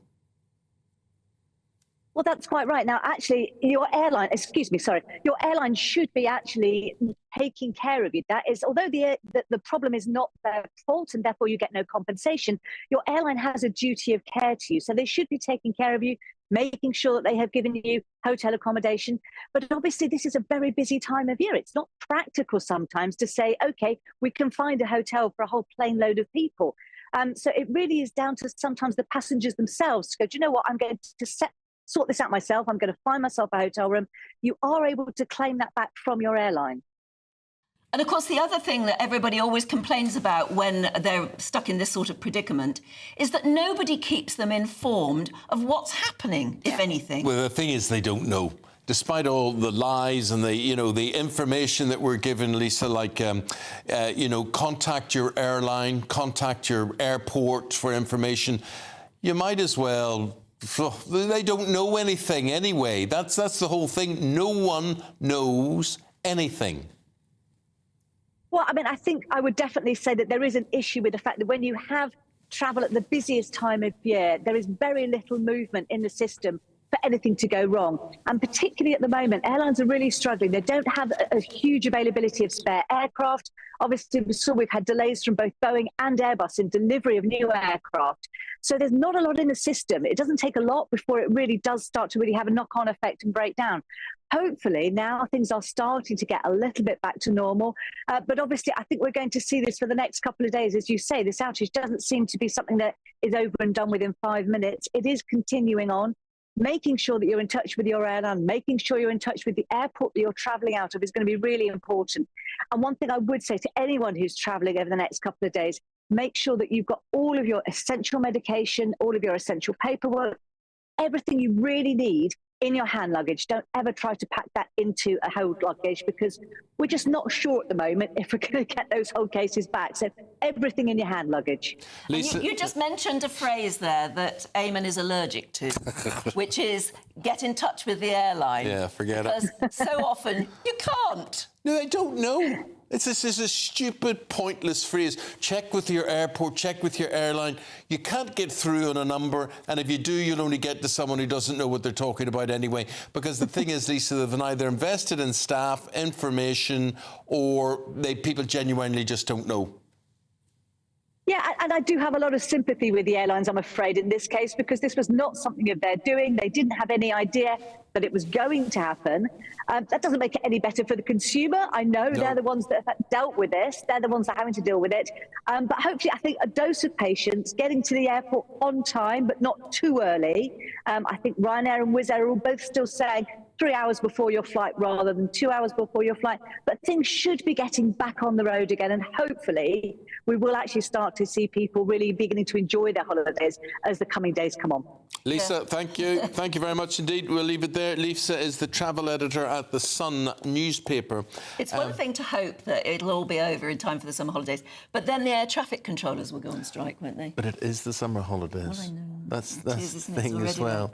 There. And, you know, the idea that Ryanair gives two hoots about your problems is an absolute nonsense. They just care about getting their aircraft in and out as efficiently as possible without spending too much time on the ground, which costs them money and whatever. That's all they care about. They're not interested who you are, Mrs. Miggins, where you're going to, where you're staying, if you're being picked up at the airport, if you've lost your suitcase or whatever. They don't care. When are we going to get this through our head that when you go to an airport, you're on your own? People go up and they complain at the counter and they say, what is happening with my plane? Why am I'm booked on the... And you see an assistant behind the counter and you realise they have not a clue. They have no answer for this. Why are we all going through the motions? You'd be better if it was me, I'd just say, do you know what, mate? I don't know. I don't know. Yeah, that's what they should say. No one else knows. No, British Airways don't know, so Ryanair don't know, EasyJet don't know. Standing in an endless queue. Yes. Wanting, my sister always says you've just got to zone out at that point. Yeah. Don't stop caring. Yeah. But it's not easy to do. Do you know where it all went wrong? As soon as they allowed you to wear casual clothes on aircraft, you used to be able to go dressed quite formally on aircraft. That's the way people dress. Men put on suits to travel on airplanes for their holidays and whatever. And, you know, everybody was dressed up. Children had holiday clothes, whatever. Now everybody goes in their pyjamas. Yeah, because they're comfortable. Just basically. I know, literally that, actually. A lack of formality. Yeah. But those were the olden days when you could just walk on an aircraft. Now you have to go through so much security and all of those automatic passport reading machines that never work. But look, I'm old enough to remember in the 80s, they had what was called the shuttlecraft, like from Belfast to London or whatever it is. And I can remember getting on those planes, and there were this amazing thing that you never see on a plane nowadays. There were empty seats. Oh, yes. Lots of empty seats. Never see empty seats You'd anymore. never get every airplane you go on. Chock-a-block full. Absolutely, right? So they're all full out. So you're charged either an amazingly expensive amount of money or an amazingly cheap amount of money to get on a plane. And I do remember when people used to smoke on airplanes. That's right. You used to sit down and hope that the person next to you didn't smoke, but they did very often. There you are. That was the life, wasn't it? Oh, gosh, those were the days. Those were the days. What's today going to be like? Let's go and get the weather update now. Here's Honor with that. A brighter outlook with Box Solar, sponsors of weather on GB News. Hello, good morning and welcome to your GB News weather update from the Met Office. Well, it was quite a damp start to the weekend, but it is going to be turning brighter through today and it is going to be feeling fresher too. Plenty of cloud to start across the south and southeast and a few drips of drabs of rain and drizzle, but it is generally an improving picture across the country. A few showers feeding into western Scotland through the day and a bit of a different story across Northern Ireland as we see this next area of rain move through. So quite a damp afternoon on offer here. But otherwise, plenty of sunny spells around, and where you do catch the sunshine, it will still be feeling pleasant and warm, but not quite as warm as it has done the last couple of days. Now through into the afternoon, we will still see a feed of showers move into western and northern parts of Scotland, but there'll be plenty of late evening sunny spells in between these. Across Northern Ireland, as I say, quite a wet afternoon here, so not really seeing much of that sunshine at all really, but plenty of dry spells across the north of England and elsewhere across central and southern areas of the country. Perhaps a bit more cloud across Wales. Once again, the odd spot of rain and drizzle here, mainly around hills, but otherwise plenty of dry weather to end the weekend.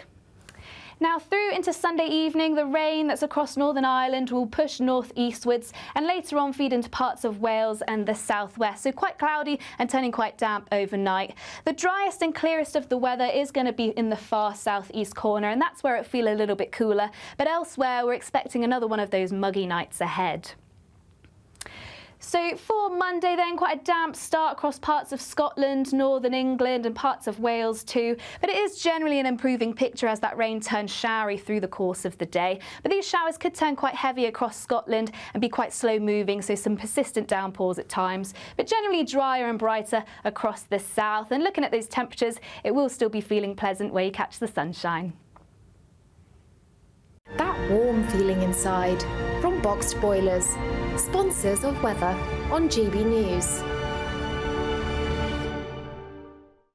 In one of the newspapers today, the actor Craig Charles is talking about foods that he loved from the 70s, and he wished there was a comeback with some of these, and you've been adding your own thoughts. Dave says fondue set, hostess trolley, cuddly toys, Bruce Forsyth. Yeah, but we get the feeling. Yeah, fondue was very, very big, wasn't it? What very is a fondue? Cheese? Yeah, well, it could be cheese, or it can just be sort of, you do meat in it as well. I used to love a fondue. So you dip something into a fondue? Yeah, and you cook it on the table in front of you. Right. Morning, Eamon and Anne. As a child in the 70s, I loved a Texan chocolate bar. Yes, I remember Texan. Yes, I remember those. They were so full of sugar, you could almost feel your teeth disintegrating with each bite. Yes. And on telly, I liked Starsky and Hutch. That's Carrie. What's Starsky and Hutch got to do with what we eat? Well, its diet goes with what you eat. I suppose you're eating a Texan bar while you're watching the TV. You know, I can remember being a teenager and having to get the fashion the Starsky and Hutch wore. Like Hutch had a baseball jacket, a black and white baseball jacket thing, which had to get that. And Starsky had that great big cardigan type thing, which I was less keen on. OK, Peter says Angel Delight. Yes. Ovaltine. Favourite flavour in Angel Delight? Banana. Butterscotch or strawberry? Quite a few saying butterscotch. Ovaltine, hundreds and thousands, Camp coffee. Oh, I hated the smell of that. Crisps with a small sachet of salt. Yes, I understand that. Prawn cocktail, Matthias Rosé wine, And Matthias Rosé, didn't it come in the basket weave? Stop pretending you don't know. I think it did. And you used to, after you'd drunk it all... You've got one in your handbag now. After you drunk it all, you stuck a candle in it and you thought you were really groovy. There you are. Groovy. Yeah. Bruce says Vesta curries, Prince's sausages in a can and Castle curry in a tin. Now, that's interesting in a can because Heinz used to do beans and sausages or beans and meatballs in the can. That was all there. I think they still do. Yeah, maybe they do still do. I used to like biscotti hoops. Yeah. Yeah, no, OK, We'd better get on with this, shall we? Because we're talking about the Great British Giveaway, your chance to win £30,000. What foods would you buy with that? Well, you could buy a restaurant with that, couldn't you? You could do that. Open a 70s restaurant. It is our biggest cash prize of the year, and here's how it could be yours.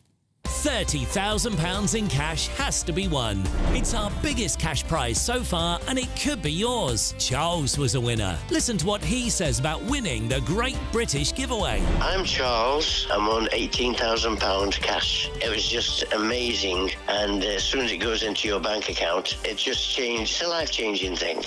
The next big winner could be you, with an extra £30,000 cash in your bank. For another chance to win £30,000 in tax-free cash, text cash to 63232. Text costs £2 plus one standard network rate message. You can enter online at gbnews.com/win. Entries cost £2. Or post your name and number to GB07 PO Box 8690 Derby DE1 9TT. UK only. Entrance must be 18 or over. Lines close at 5 p.m. on the 30th of August. Please check the closing time if listening or watching on demand. Good luck. Oh, I think I've died and gone to heaven. Toasted toppers. Yeah, Janine has been in touch. She said Heinz toast toppers. So that was like a spread that you got in the tin, and you would put it on top of the toast. That's right. Or did you toast the bread first? I think you toasted the bread first. Yeah. Then you put it on. Yes. And it looked like a horrible and then you mess. You toasted it. But then you put it under the eye-level grill. Yeah, and it had like things like mushrooms or ham in it. Well, where is that? I don't know where that is anymore. But I could do one now. Could definitely do with one now. We'll send out for one. Yeah. See if anyone does them. Anyway, do stay with us. Still to come, we're going to be crossing over to Ireland. But you know, in Ireland, we have all sorts of separate food, like separate crisps and separate type bread and things that are completely different. It's like, you know, a fry-up on a Sunday morning that people would have a fry-up. I mean, our fry-up is completely different. We don't have beans in it, and we have potato bread and soda bread and white pudding, which is the opposite of black pudding. So black pudding's made with blood. Yeah. Right. White pudding's made with... I don't know. But it's white and it's nice. To think. It's very, very nice. We dread to think. Anyway, we're very, very hungry. But that's not why we're going to Ireland. We're going to Ireland to talk about this whole migration issues going there. It's a big problem. Has the Irish government gone too far with letting people into the country, and the consequences of this really backfiring? And we've got Dougie Beattie on the scene, talking to him right after this. Hi there, I'm Michelle Dewberry, and I'm going to take a second to tell you all about my show, Dubes & Co. We start off with the issues of the day. We then bring in both sides of the argument. We get rid of the disrespect. And then you throw me into the mix. And trust me, I'll tell it exactly how it is. And then, of course, the magic ingredient, you at home. We mix it all together, and what have we got? In my opinion, the best debate show in town. Monday to Friday, 6 till 7 on GB News, Britain's news channel. I'm Patrick Christie's. Every weeknight from 9, I bring you 2 hours of unmissable, explosive debate and headline-grabbing interviews. What impact has that had? We got death threats and the bomb threat and so on. As time passes, she could have saved Storm. You made my argument for me. My guest and I tackle the issues that really matter with a sharp take on every story. It went everywhere. Something practical could be done. I can become something different. Patrick Christie's tonight from 9 p.m. only on GB News, Britain's news channel. Join me, Nana Akwe, for an informative, interactive news programme with a difference. It's fun. It's true. You're not wrong. No one will be cancelled. Lovely. Join me from 3 p.m. every weekend, only on GB News, Britain's news channel. In the GB newsroom, we bring you the news as it happens. With our team of dedicated journalists across the UK, GB News brings you accurate reporting of the day's topical agenda. When the news breaks, wherever and whenever it's happening, we'll be there. This is GB News, the People's Channel, Britain's news channel. Join me, Neil Oliver, every Sunday night at 6 p.m. on GB News. And if an hour is not nearly enough for you, go to gbnews.com for special extended episodes online every Friday at 9 p.m, where we can truly get into the nitty-gritty of what's going on. GB News, Britain's news channel. If you want your news to be straight talking... This is the nightmare for the Conservatives again. Down to earth. It's not just Nottingham where this is happening, is it? And most importantly, honest. Hard-working, middle-class taxpayers, they'll get the book thrown at them. Then catch me, Martin Daubney, Monday to Friday, 3 till 6 p.m. on GB News, Britain's news channel.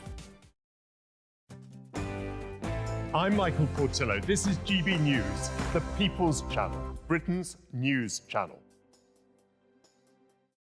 Join me, Camilla Tominey, for a frank and honest discussion with those in power that cuts through the spin and gets to the heart of the issues shaping our nation.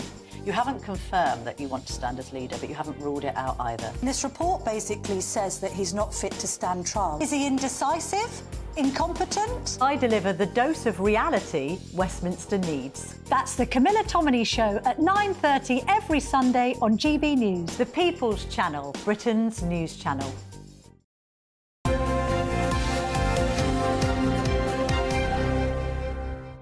Now, Ireland, what is going on in Ireland with the migrant situation? The Taoiseach of Ireland has said that the government must do more to engage with people who have genuine questions over the provision in the context of increased migration. Basically, people are hacked off. They're hacked off that they're losing out on accommodation, that houses are not being built for the locals, jobs, all sorts of things, violent clashes, Dougie Beattie even.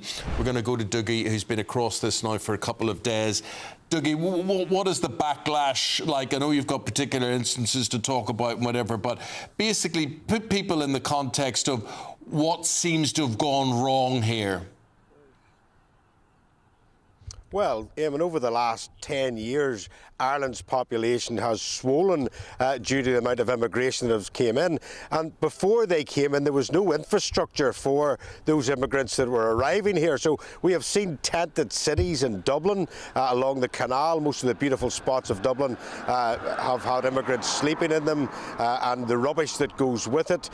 Many of the local communities have been pushed very, very hard. In fact, Simon Harris says in that statement, he said that they were wanting to get their hotels and bed and breakfast back, because if you go out around Ireland in many of the beautiful holiday resorts, etc., and small villages, it is very hard to get a hotel place, well, simply because there's that many immigrants that have came in. So it's almost like putting the horse before, or the cart before the horse, where they've took them in and there's no infrastructure for them.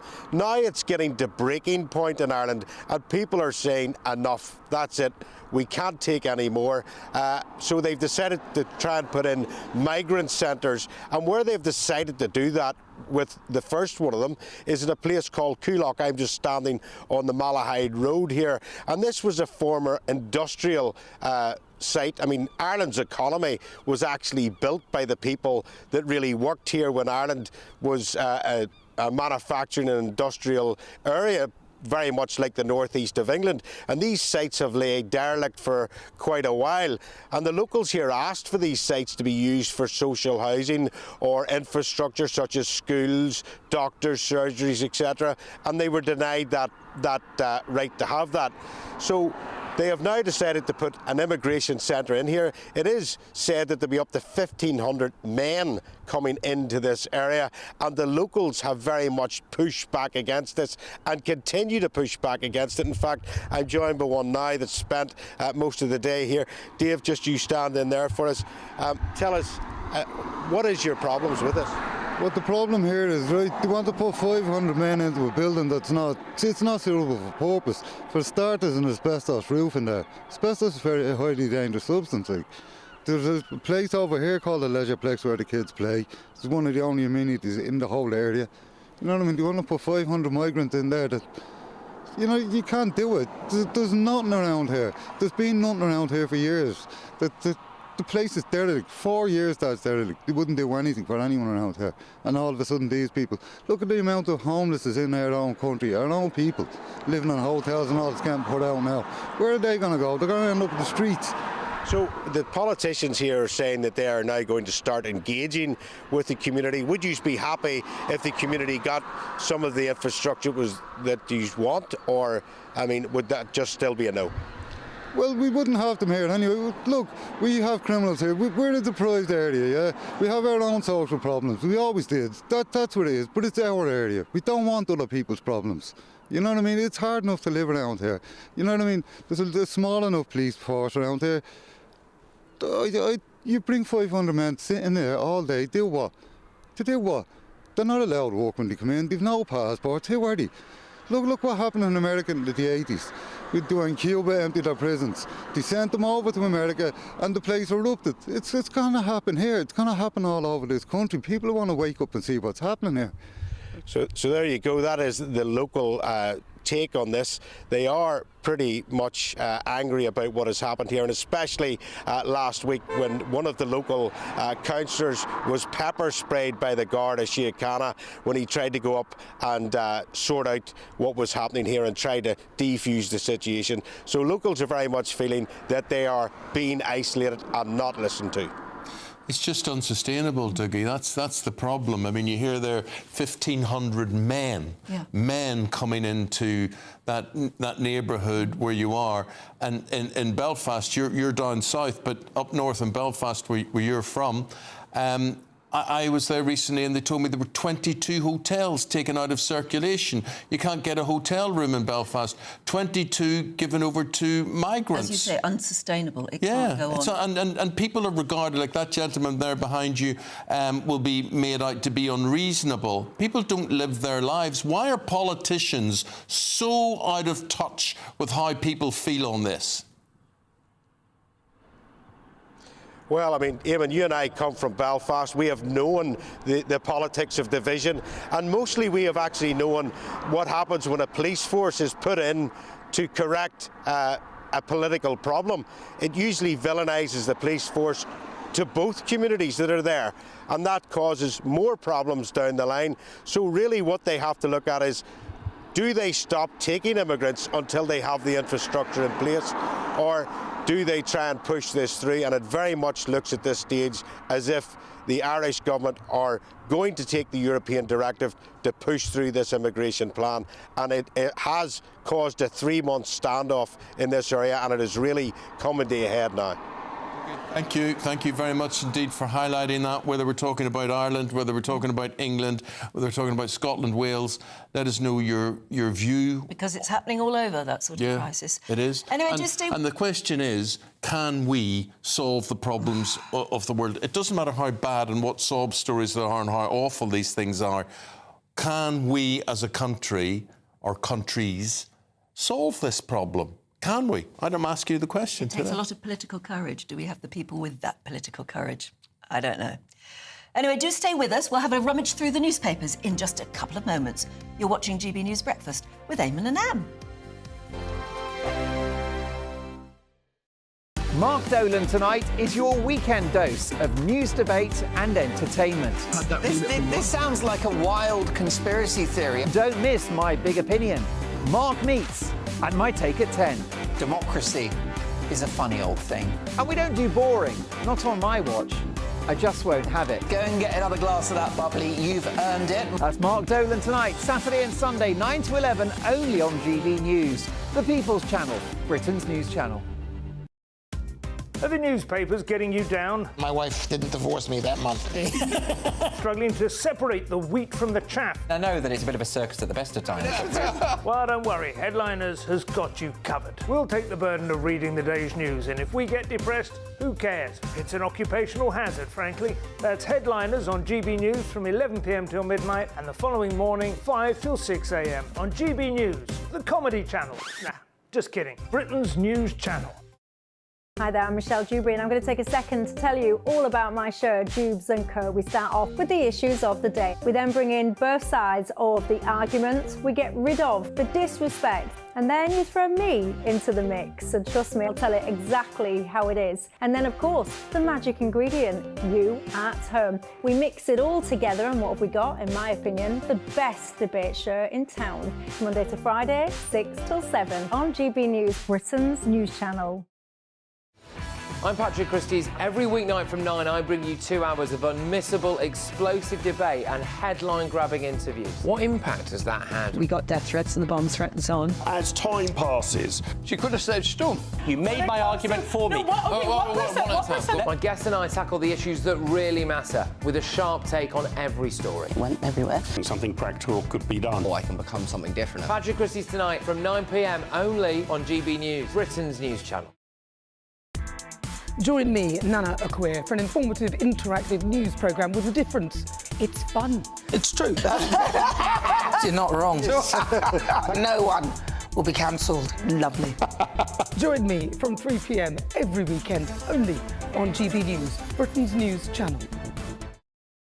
Join me, Neil Oliver, every Sunday night at 6 p.m. on GB News. And if an hour is not nearly enough for you, go to gbnews.com for special extended episodes online every Friday at 9 p.m, where we can truly get into the nitty-gritty of what's going on. GB News, Britain's news channel.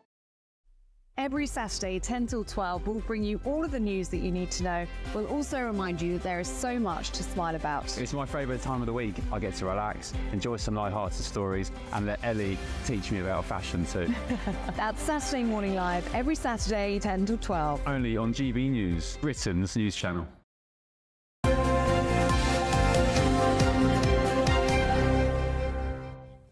And welcome back. You're watching and listening to Breakfast this morning with Eamon and Anne. And thank you very much indeed for your company.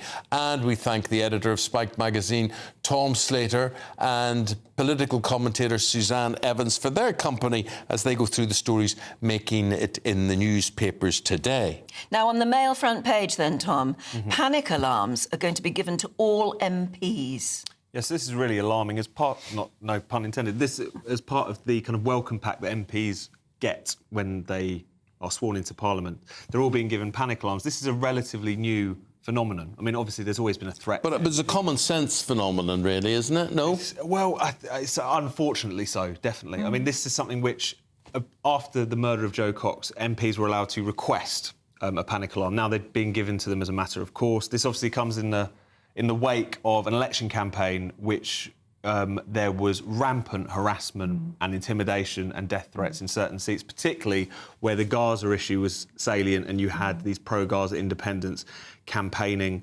And one thing that I think is slightly unfortunate about this discussion is there's an inability to name where the threat at the particular moment is coming from. So when politicians talk about this issue, they kind of generalise. They say there's a lot of division out there, or there's a lot of nastiness, or these people are bullies, when it's clearly this kind of new sectarianism, this new kind of Islamic identity politics, not coming from all of the British Muslim community, but certain troublemakers or people who are keen to divide those communities.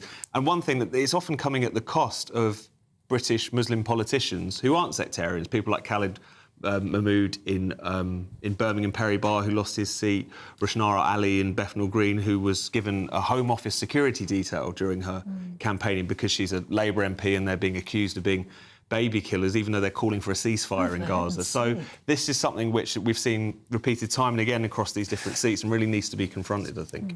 But how do you confront it? I mean, surely they're doing the right thing. I had a meal with an MP last week, right? And he had his revolver on him. You'll be shocked. Look, you raise your eyebrows at that. Why do you raise your eyebrows at that? I'm just surprised. Well, I am. Is that allowed? It is allowed. It's completely licensed. Let's just say he was a Northern Irish MP, right? Right. Yeah, so therefore, he had this on him, and we talk about it. We talk about various incidents and whatever. But in the right circumstances, when you are a target for people, why wouldn't you be trained in firearms, for instance? Never mind an alarm. A firearm. Yeah. I mean, I think actually there's a limit to how much good an alarm can do. Well, that's what I was thinking. How fast would it get any sort of help? And also in this day and age, you know, a burglar alarm goes off, nobody takes any notice. A fire alarm goes off, nobody takes any notice, because we're just so used to this kind of noise around us. But it is seriously right. I think politics has become much more feral. Since I've been involved in politics, since around about 2010, it just seems to have got nastier and nastier. And even where I live in rural Shropshire, we don't think we had really any Gazan independent candidates. There's no sort of Muslim issue, as it were. We had people ripping down posters, shouting abuse. It was much lower level than some of the stuff we've seen, but it was still there. And people just seem to be convinced that their politics is right and only their politics is right. There's no sense of give and take. There's no sense of grey areas. But I blame social media on this. Social media is absolutely part of it too. The other worrying thing is obviously MPs have been given these panic alarms, new MPs, but they've also in this welcome pack they've had the most unwelcoming thing imaginable, really, a picture of a sort of mock-up front door about how you need to boost up your security at home. I think you go into politics because you want to do good in your community. You want to support and be effective in public life. You don't want to have to put your family and your at risk and your friends at risk. And I'm afraid but that's why you should bolt up your front door. Well, you need to do it, but you shouldn't have to do it. It is unfortunate, especially because one of the good things about our system is how accessible MPs are. I mean, in America, even, you know, relatively kind of mid-ranking congressmen and whatever have this kind of level of security. There's a bubble around them. The idea of a constituency surgery is so alien to a lot of people in other political systems. But the unfortunate truth is because of the you know, the murders and attempted murders we've seen at constituency surgeries, whether that was David Amos or even Stephen Timms many years ago now. It's one of the... It's deeply unfortunate because that constituency link and the accessibility of your MPs is one of the really good things about Yeah, but maybe we have to grow up system. now. It's a different world. I mean, when you watch the TV news and you see an MP walking down Whitehall or something up to Downing Street and being harassed by reporters and camera crews, that's fine, that's one thing. But then you think, how vulnerable are they? They're just walking up the street and they're MPs. And maybe, you know, when they announce a new cabinet or something, and you see them coming off Whitehall and coming into Downing Street, walking, I think, why do we expect our MPs to be so vulnerable? I think maybe we're not grown up enough. When they're walking up Downing Street, they are surrounded by security. Yeah, but they get to Downing Street by walking up Whitehall. They get there, but... And they're yelled at and harassed on the way. But I've campaigned with Nigel Farage in the past. Sometimes it's been absolutely bloody. It's been awful. I remember being locked effectively in a shop with him when there was an angry mob outside baying for our blood. And I have to say the police did absolutely nothing.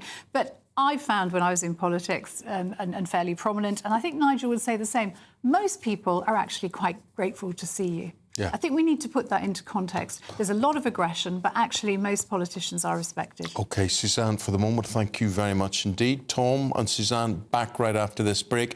And, you know, we're going to be talking about television, and television, it's not as funny as it used to be. Have a little think while we're away about when was the last good sitcom you saw on TV, and we'll discuss that right after this short break.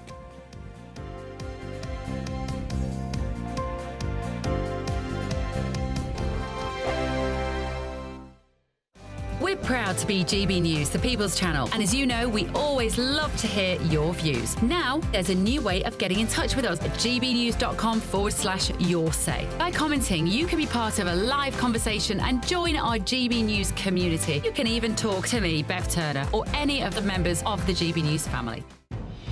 Good afternoon, Britain. Weekdays from midday. No one wants their child to be a fussy eater. But what is the secret to expanding your child's culinary horizons? Is there a way to get kids away from the kids' menu, the fish fingers, the chips? Joining us now is the UK's top-selling author of children's cookery books, Annabelle Carmel. Good morning, Annabelle. Thank you, so lovely to be here. So, first of all, what's the issue with kids just having the traditional easy meals like fish fingers, you know, chips, beans? It really depends if they've got preservatives in them, if they're full of salt. So I like to make them myself, and it's really easy. So I make my own chicken glazed nuggets, and super easy to make using proper pieces of chicken. You can cook them in the air fryer now, which is absolutely brilliant, so you need to fry them. And I think that it's really important that children grow up loving good food, because they make their minds up by the age of 5 what they like and what they don't like, and it's quite difficult to change their minds after that. But it's good to know that fussy eating is genetic. It's not to do with your cooking. Oh, that's right. Not to say that you can't do something about it. So I've written many, many books, and I have an app with 1,000 recipes on it and a lot of how to make your own junk food, how to make your own isolitas out of fresh fruit. Yes. How to make your own pizzas. I make the most amazing homemade pizza. I actually brought you some cookies here. So these are your books here. So my first cookbook, that's for how old children? That's from the age of 1. OK, and you've got a weaning one at the end, the baby one? Yes, that's my very first book. I lost my first child. It was really sad. She died at the age of 3 months. And my second child was the world's worst eater.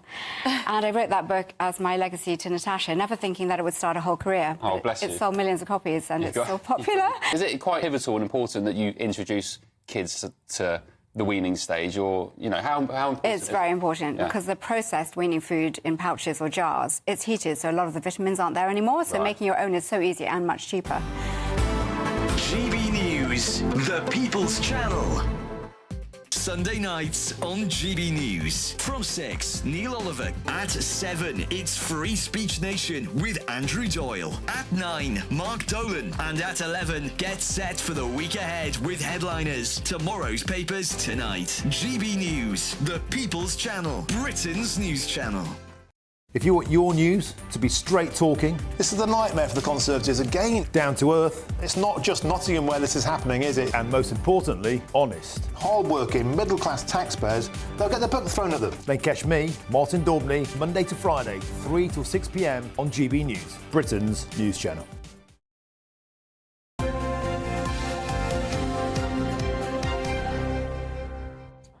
Welcome back. We're going through lists and lists of Now, for me, sitcoms. the last great sitcom I can remember watching regularly on TV was One Foot in the Grave, Victor Meldrew and all that. But that's a long... The Good Life. Yeah, The Good Life was very one of those good, brilliant very classics. good there as well. Porridge, very good. Yes, Minister. Vicar of Dibley, we were remembering. Faulty Towers.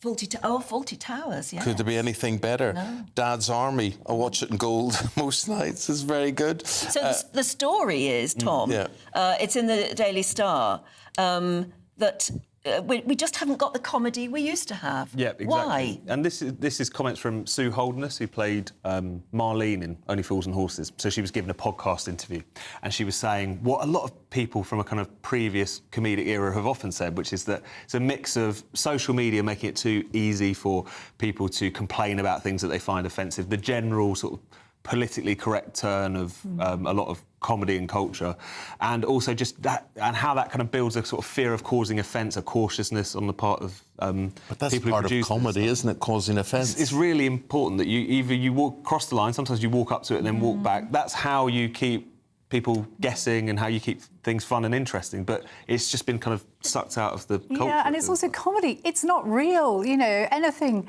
is open, really. One of my favourite all times is Father Ted. Oh, brilliant! I love Father Ted, and I look at Father Ted now, and I think it'd be banned today. You had Ted the village idiot, you know, sat on a wall with his T-shirt. He wouldn't be allowed today. You had that scene when there was a little black dot on the window, and Father Ted is gesticulating to Father Dougal outside, and there's a kind of the black mark is just under his nose. You know, that again would be wrong. The drunken old priest who was always... Oh, Father Jack. Yes, he was also drunk. That would be bad. Drink, women, drink. It's a great example with a rude word in the middle of that. Graham too. Linehan, one of the co-writers and co-creators of that show, has now been drummed out of the comedy industry because he's gender critical. Yeah. So it's a reminder of that they're getting it from kind of both ends in terms of what they're making, but also the individuals making it. And what comedy you do have, you know, it's got such an obvious left-wing slant to it, I find. So you can make jokes about anything on the right at any expense. But, of course, if it happens the other way round, you know, famously Miriam Margolyes made a joke about Nigel Farage, and that was allowed, apparently. That was OK. That was absolutely fine. Yeah. Same as Joe Brand, you know. Only Fools and Horses, Blackadder. Blackadder was as well. Yeah. Truly wonderful. But there we are. If you Keeping had up appearances, did you mention that one? Keeping up appearances. Hyacinth Bouquet, the ladies at housekeeping. Yeah. Oh, I loved her. Hyacinth Bucket. And Hyacinth Bucket. Well, actually, BBC Two, I think. It's like Thursday nights at 10 o'clock or every night at 10 o'clock. They're showing old sitcoms stretching over, you know, many years. Because I saw Hyacinth Bucket on last week on that very slot. Aidan. Oh, yes. If you watch Yes Minister or Yes Prime Minister, that script is relevant today as it was 20-odd years ago. Yeah, I think it's almost like a documentary, isn't it, really, rather than a comedy. That just shows that life just carries on. I saw a documentary last night on the actress Wendy Craig, and it was butterflies with her, or what was the other thing with keeping up appearances, or I don't know. All sorts of things. Too much to discuss now. Thank you very much indeed, Tom and Suzanne. Back right after the weather. That warm feeling inside from Boxed Boilers, sponsors of weather on GB News. Hello, good morning and welcome to your GB News weather update from the Met Office. Well, it was quite a damp start to the weekend, but it is going to be turning brighter through today and it is going to be feeling fresher too. Plenty of cloud to start across the south and southeast and a few drips of drabs of rain and drizzle, but it is generally an improving picture across the country. A few showers feeding into western Scotland through the day and a bit of a different story across Northern Ireland as we see this next area of rain move through. So quite a damp afternoon on offer here. But otherwise, plenty of sunny spells around, and where you do catch the sunshine it will still be feeling pleasant and warm, but not quite as warm as it has done the last couple of days. Now through into the afternoon, we will still see a feed of showers move into western and northern parts of Scotland, but there'll be plenty of late evening sunny spells in between these. Across Northern Ireland, as I say, quite a wet afternoon here, so not really seeing much of that sunshine at all really, but plenty of dry spells across the north of England and elsewhere across central and southern areas of the country. Perhaps a bit more cloud across Wales. Once again, the odd spot of rain and drizzle here, mainly around hills, but otherwise plenty of dry weather to end the weekend. Now through into Sunday evening, the rain that's across Northern Ireland will push north-eastwards and later on feed into parts of Wales and the southwest, so quite cloudy and turning quite damp overnight. The driest and clearest of the weather is going to be in the far southeast corner, and that's where it'll feel a little bit cooler, but elsewhere we're expecting another one of those muggy nights ahead. So for Monday then, quite a damp start across parts of Scotland, northern England and parts of Wales too. But it is generally an improving picture as that rain turns showery through the course of the day. But these showers could turn quite heavy across Scotland and be quite slow moving, so some persistent downpours at times. But generally drier and brighter across the south. And looking at those temperatures, it will still be feeling pleasant where you catch the sunshine. A brighter outlook with Box Solar, sponsors of weather on GB News.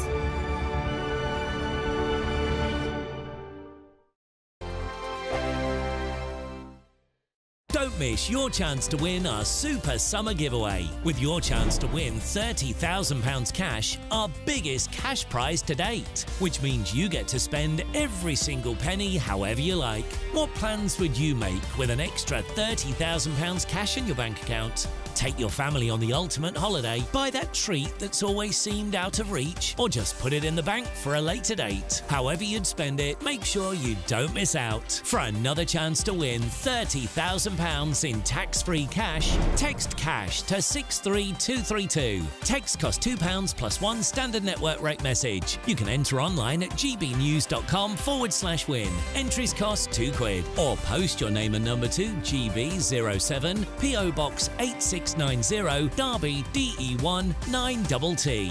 UK only. Entrance must be 18 or over. Lines close at 5 p.m. on the 30th of August. Please check the closing time if listening or watching on demand. Good luck. I'm Christopher Hope. From pop stars to politicians, I'll interview anybody in a pub who's got a political opinion. Join me every Friday on Spotify, Apple Podcasts, YouTube or gbnews.com, or wherever you get your podcasts. This is GB News, the People's Channel. In the GB newsroom, we bring you the news as it happens. With our team of dedicated journalists across the UK, GB News brings you accurate reporting of the day's topical agenda. When the news breaks, wherever and whenever it's happening, we'll be there. This is GB News, the People's Channel, Britain's news channel. If you want your news to be straight talking... This is a nightmare for the Conservatives again. Down to earth. It's not just Nottingham where this is happening, is it? And most importantly, honest. Hard-working, middle-class taxpayers, they'll get their book thrown at them. Then catch me, Martin Daubney, Monday to Friday, 3 till 6 p.m. on GB News, Britain's news channel. I'm Patrick Christie's. Every weeknight from 9, I bring you 2 hours of unmissable, explosive debate and headline-grabbing interviews. What impact has that had? We got death threats and the bomb threats on. As time passes, she could have saved Storm. You made my argument for me. My guest and I tackle the issues that really matter, with a sharp take on every story. It went everywhere. Something practical could be done. Or I can become something different. Patrick Christie's tonight from 9 p.m. only on GB News, Britain's news channel. Join me, Camilla Tominey, for a frank and honest discussion with those in power that cuts through the spin and gets to the heart of the issues shaping our nation. You haven't confirmed that you want to stand as leader, but you haven't ruled it out either. This report basically says that he's not fit to stand trial. Is he indecisive? Incompetent? I deliver the dose of reality Westminster needs. That's the Camilla Tominey Show at 9:30 every Sunday on GB News, the People's Channel, Britain's news channel.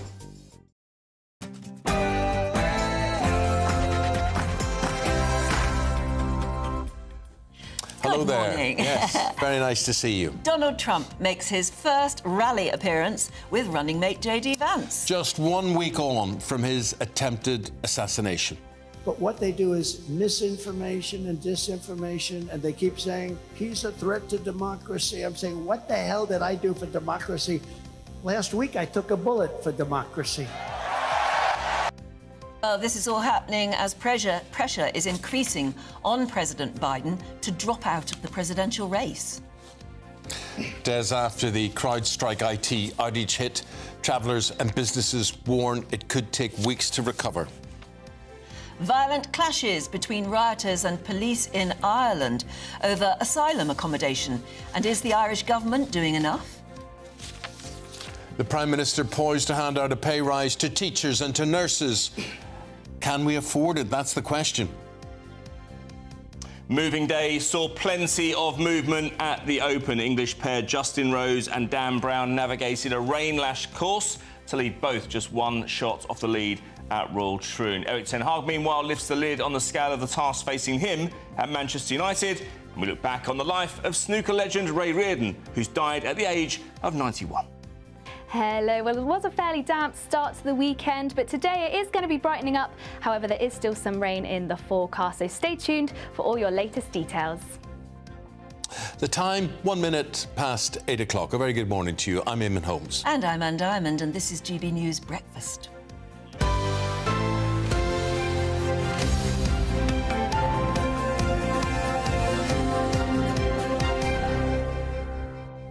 Some people saying you never mentioned the Tour de France. Is that going on at the moment? It is, but I just don't think there's enough British interest at the moment. That's all. Certain things have certain times. Yeah. And that's my view. You can make a case for a few different sports coming in, but sometimes some events are more interesting than others. That's why the F1 struggles at the minute to get in, because it's so processional. The same person wins it every time. But we've seen a bit of difference, actually, in the last few weeks.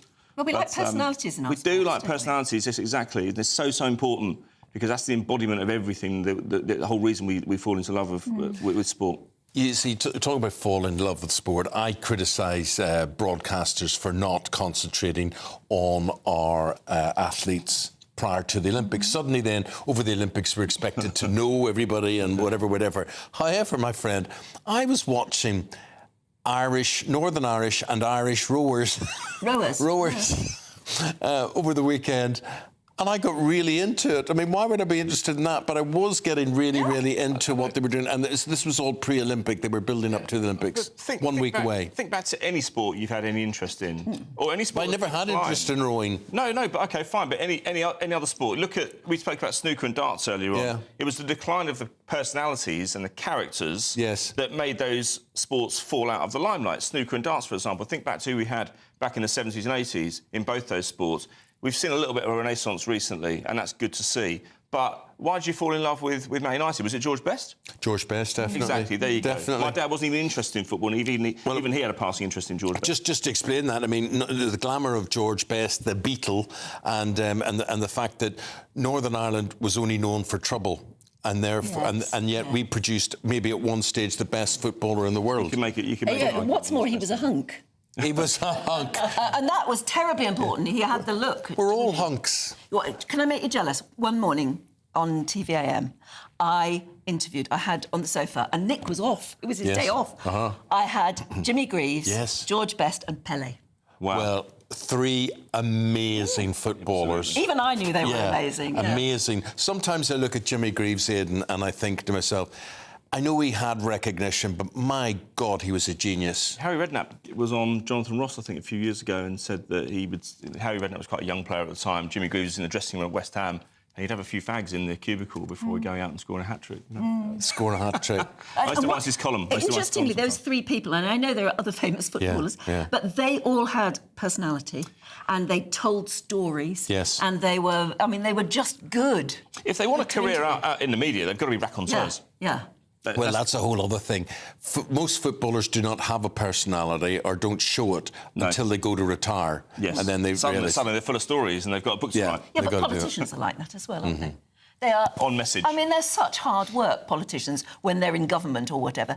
They're trying to toe the right line and they're trying to say the right thing. Sports people are on message all the time. When they retire, they suddenly have personality and they... Because they go on Strictly. Well, true. And everything involved. I know lots of agents who tell their clients, don't talk so much now, save it for your book. Oh, really? Oh, gosh, you want to see the book I'm bringing out. Anyway, to America now, where the former president, President Trump, has made his first campaign appearance. Bear in mind, it is just 1 week and 1 day since that attempted assassination on him. And it was also his first appearance alongside his recently announced running mate, who we're all going to have to get to know, J.D. Vance. Now, this comes as pressure rises on President Biden to withdraw from the campaign.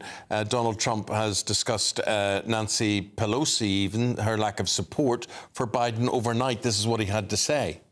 Did you see Nancy Pelosi is selling out Biden now? Did you see? She turned on him like a dog. Well, I don't know if he should continue. All of a sudden, where did that come from? She was 100%. All of a sudden, she's not sure. Not sure means he's gone. Interesting, isn't it? We're now joined in the studio by former diplomat under George W. Bush, Professor Colleen Graffy. We were talking earlier about the amazing...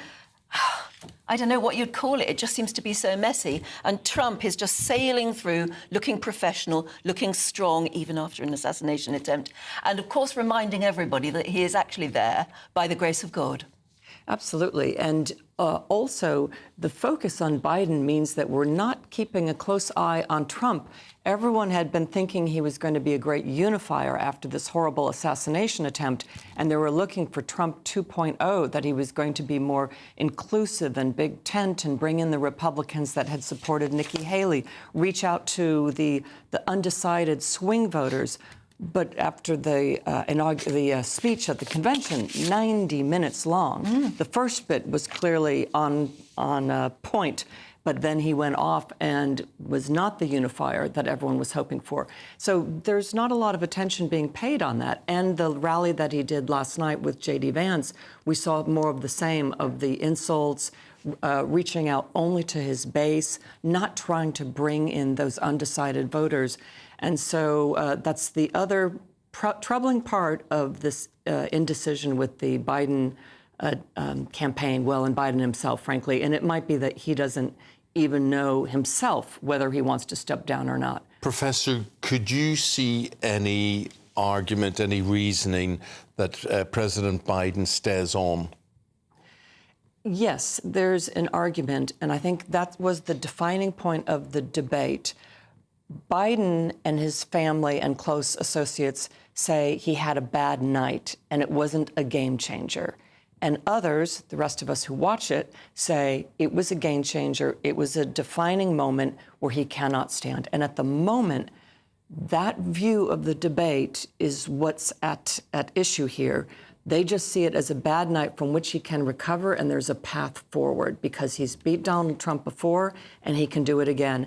And it goes to Biden's narrative that he's underestimated, that he's the underdog, and that he triumphs over everything, from his stutter at an early age to being vice president and then finally gaining the presidency. So that seems to be the struggle, and unclear which direction it will go. When we watch from the other side of the pond, we look at American politics, we feel that it is very divided. You're either a Democrat or you're a Republican.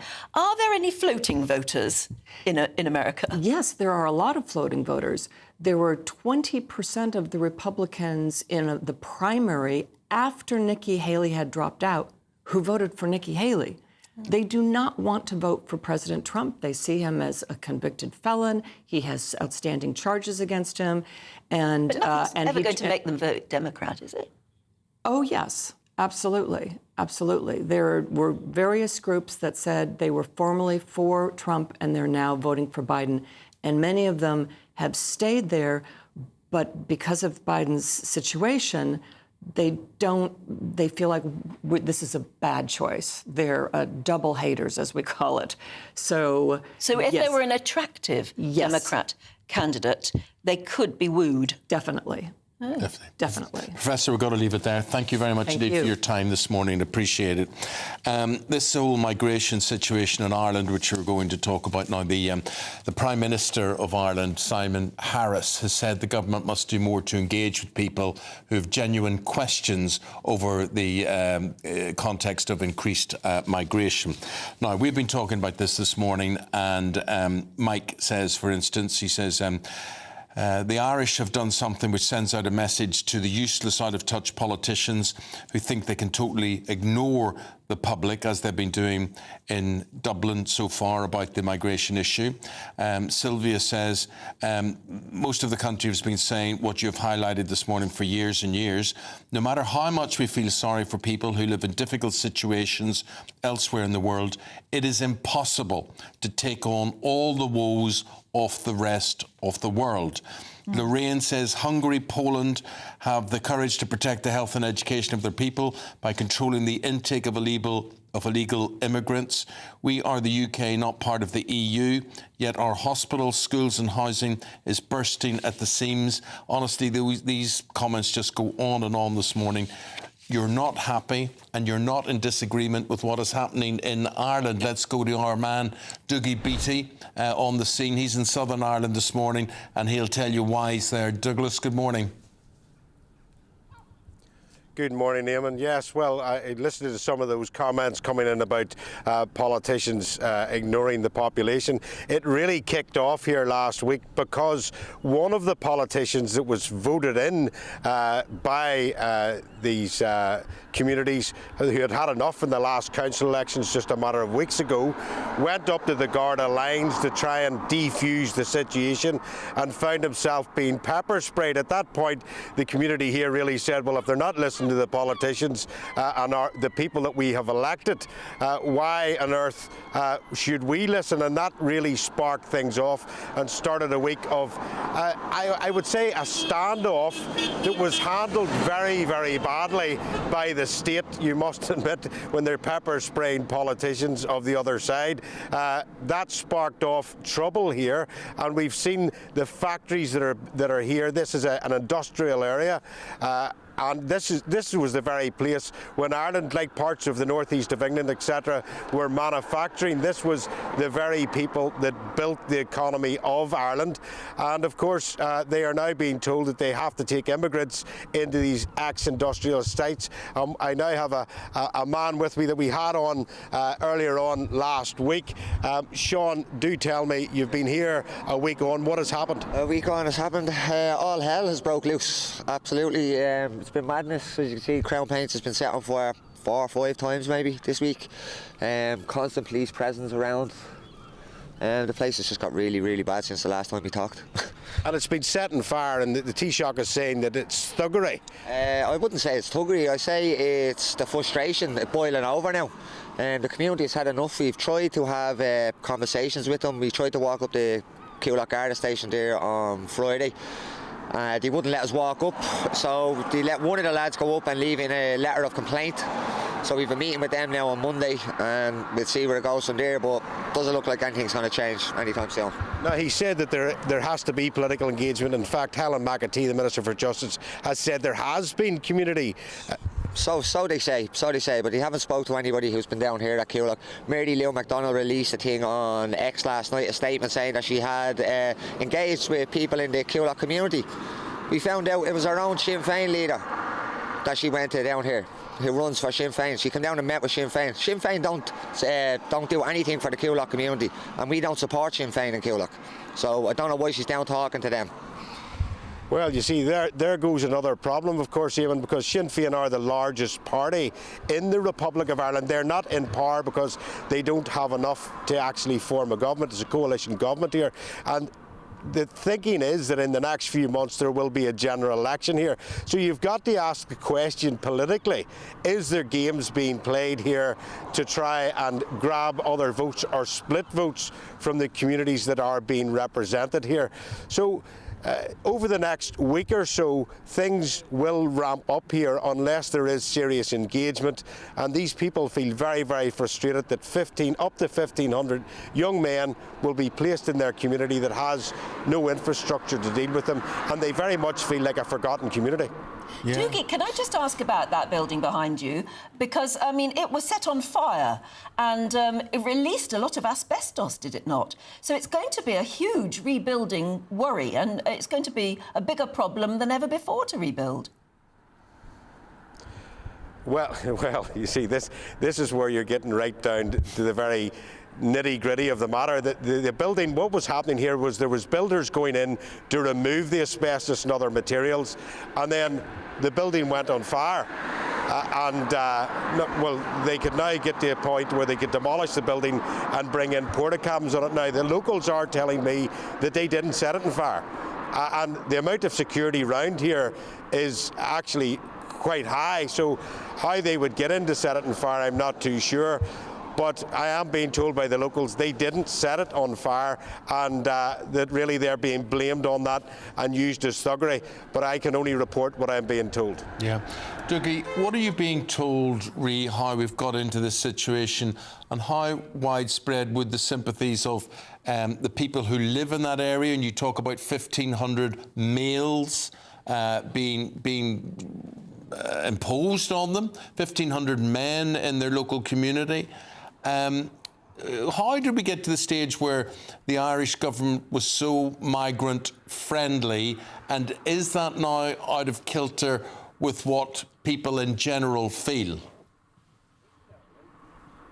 It is very much out of kilter with what people feel. I mean, what you now have, and if you remember back to the 70s, Eamon, the Northern Ireland government fell and all decisions were being made by Westminster. And Westminster then put the police force of Northern Ireland in between two communities and tried to use them for political decisions. That is now starting to happen in Ireland because Europe is actually setting the agenda on how many immigrants must come in to Ireland, and in fact it's the whole way across Europe, and communities are pushing back on that, saying we don't have the resources for it. And it's not that these people are racist, they are definitely not racist people. They're hard-working, working-class areas, and what they're saying is you're welcome in if you want to work, if there's somewhere for you to be there, but that's our flag, that's our culture, that's our religion. Please don't change that on us, and you're more than welcome to be here. They are definitely not anti-immigrant. What they are saying to the Irish government is there is no resources here for the amount of people that you're bringing in. The very fact that they're trying to put immigrant centres in is because they're trying to clear the amount of hotels and bed and breakfasts that they have had to put in for immigrant centres, not just in Dublin, but the whole way across the country. I mean, we have seen tented cities appearing in Dublin. Well, Dougie, we've got to leave it there. Really appreciate your reports. Thank you very much indeed. Just to say, Dougie, we're getting a huge reaction to this this morning. Thank you. John says European governments aren't listening. We don't want illegal immigrants. They're getting services and facilities people need. We are being deprived. Soon all our woes will be blamed on the immigrants, and then along will come someone who campaigns on this and wins. And I think John's saying then that goes beyond what everybody wants, that but it will go that far. It will go that far. It will go that far. And not just in Ireland. No. Anyway, at 8:18, shall we have a look at some of the other stories coming into the newsroom this morning?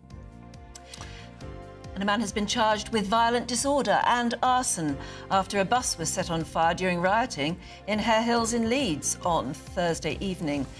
He's a 37-year-old man. He's been remanded to appear at Leeds Magistrates Court on Monday, tomorrow. Yesterday, officers arrested a further 5 people on suspicion of violent disorder. They are remaining at the moment in police custody. Israel has launched a series of airstrikes against Houthis in Yemen. According to local TV, the attack has resulted in multiple facilities and targeted local power sources. After the strikes, the IDF intercepted a missile that approached Israeli territory from Yemen. And a Second World War veteran has finally received his medals nearly 80 years after he saw action in Belgium and Germany. He's called George Lewis, and he's now 98, and he was part of the Royal Tank Regiment between 1944 and 47. However, he never received his medals for his service. They were now presented to him yesterday in a special ceremony at the Royal British Legion Club in his hometown in Somerset.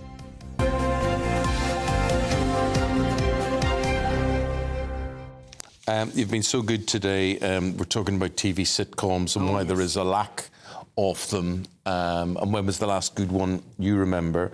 John says the best comedy for me was Fools and Horses. It's always popular. Yeah. maybe the most popular. Lorraine says sitcoms sadly are not easily accessible compared to Netflix and Amazon Prime. Rising Damp, even Coronation Street would have held and stand. Vibrant characters that would be funny. It had wonderful comedy in it in the early days, didn't it? Coronation Street. Very, very funny. And then EastEnders came along, was very serious, and I think Coronation Street then became more serious as a result. Now they have issues, don't they? Issues. Yeah. And it's not as funny as it used to be. Faulty Towers, Derry Girls, says Sheila. Derry Girls. Robert says there's one reason that television isn't funny anymore.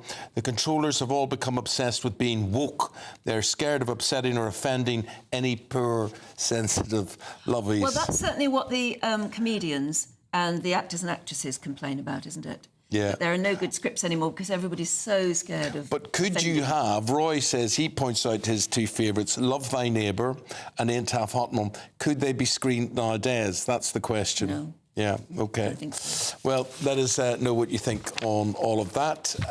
The giveaway today? Yeah, let's do the giveaway. There's still plenty of time to grab your chance to win 30 grand in our Great British Giveaway. It's our biggest cash prize of the year. You've got to be in it to win it, though, so here's how. Don't miss your chance to win our Super Summer Giveaway. With your chance to win £30,000 cash, our biggest cash prize to date, which means you get to spend every single penny however you like. What plans would you make with an extra £30,000 cash in your bank account? Take your family on the ultimate holiday, buy that treat that's always seemed out of reach, or just put it in the bank for a later date. However you'd spend it, make sure you don't miss out. For another chance to win £30,000 in tax-free cash, text CASH to 63232. Text costs £2 plus one standard network rate message. You can enter online at gbnews.com/win. Entries cost £2. Or post your name and number to GB07 PO Box 8690 Derby DE1 9TT. UK only. Entrants must be 18 or over. Lines close at 5 p.m. on the 30th of August. Please check the closing time if listening or watching on demand. Good luck. 30 grand, what would you do with it? Yeah. I wouldn't have it for long. I know that much. Still to come, Labour is going to give a bumper pay rise to teachers and nurses, despite warnings that would mean extra tax and borrowing. What do you think of that? We'll be talking about that next.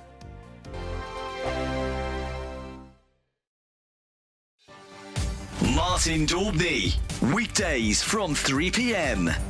King Charles has launched his own aftershave, costing, wait for it, an eye-watering 135 quid for a 100 millilitre bottle, promising buyers that they can smell just like the gardens of his Highgrove country pile.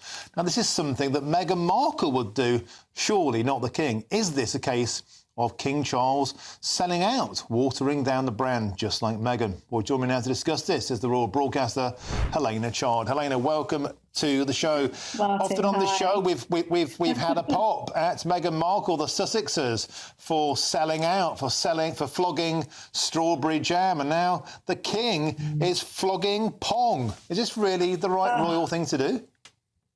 Do you know what? So the joy of a luxury Highgrove splash, you know, at the end of the day, Highgrove is such a special place, and the Highgrove shop sells amazing things on there. And as we know, the profit actually goes towards charity. So it's the King's Foundation, which was formed in 1986. Profits go towards educational and training, and it's all to do with this sort of sustainable world. But not to forget as well the charitable aspect and the whole ethos of the King's Foundation, and that's so important. This is not just something that's going up on the website and just being sold purely to go into someone's pocket. So I think, you know, all in all, I think everyone should have a look at the Highgrove website and see what's on for sale. I mean, there are lots of really lovely, I think pretty fairly priced products. And even more so, go and see the gardens. You know, as we know, King Charles is a keen environmentalist and the gardens are fabulous. GB News, the People's Channel. Good afternoon, Britain. Your lunchtime update on the stories that matter across the UK. From breaking news and insightful analysis, inspiring stories and lively debates. You're comparing yourself to a former Prime Minister. Which is it? Stay informed, stay updated, stay entertained. I just don't know how anyone would not want to be there. Every weekday from midday. We are Good Afternoon Britain, only on GB News. Britain's news channel.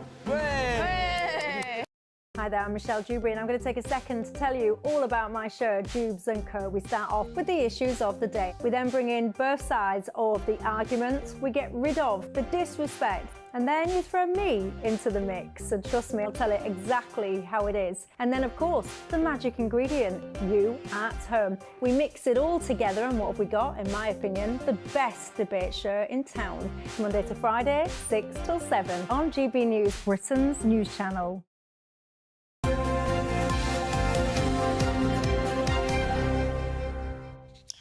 Hello again. You're watching Breakfast with Eamon and Anne. On a Sunday. On a Sunday, yeah. Can you believe he's here on a Sunday? Anyway, should we get back to politics? Local politics, domestic politics this time. The new Prime Minister, Keir Starmer, is poised to hand above-inflation pay rises to teachers and nurses. Isn't that nice of him? I think it is nice. Yeah. I think it's a good idea. Good first move. But the big question is, how are we going to pay for all of this? We've got our political correspondent, Olivia Utley, here to give us her take on things. That's the big thing. Why has he acceded to this so easily? Well, this was always going to be a huge problem for Keir Starmer. He was on a crash course with the unions. He said that he was going to raise teachers' salaries by 3%. The unions obviously aren't happy with that. He also said that he was going to end the chaos of the Tory government. And a lot of that chaos was down to the endless strikes. So he really, really needs to stop those unions striking. And the only way to do that is to raise salaries by above inflation. So what he's saying is 5.5%. Now, of course, the problem with that, even though we all think that it would be nice if teachers could be paid more, is that it costs 3.5 billion more than the manifesto which was published just a few weeks ago bargained for. And obviously, if you offer teachers a 5.5% pay rise, there will be lots of other public sector workers across the whole country. They haven't settled with the doctors yet. Wes Streeting has opened conversations with them. The doctors might be more willing to make a deal with the Labour government than they were with the Conservative government. But the IFS, Institute for Fiscal Studies, a think tank, has worked out that if you repeated that 5.5% pay rise across the whole board of the public sector, that would cost £10 billion. Now, the manifesto, they've really tied their hands together. There is no room for any of this. There's no wiggle room at all, unless they raise taxes or cut spending or commit to higher borrowing, all things which they've said they're not going to do. Absolutely. I mean, did Keir Starmer consult Rachel Reeves before he actually announced this? Well, it's a very good question, because Rachel Reeves wants to keep a really tight ship. I was there for her first speech as Chancellor, and it was all about, you know, sound money. She sounded more like a Conservative Chancellor at times than a Labour Chancellor.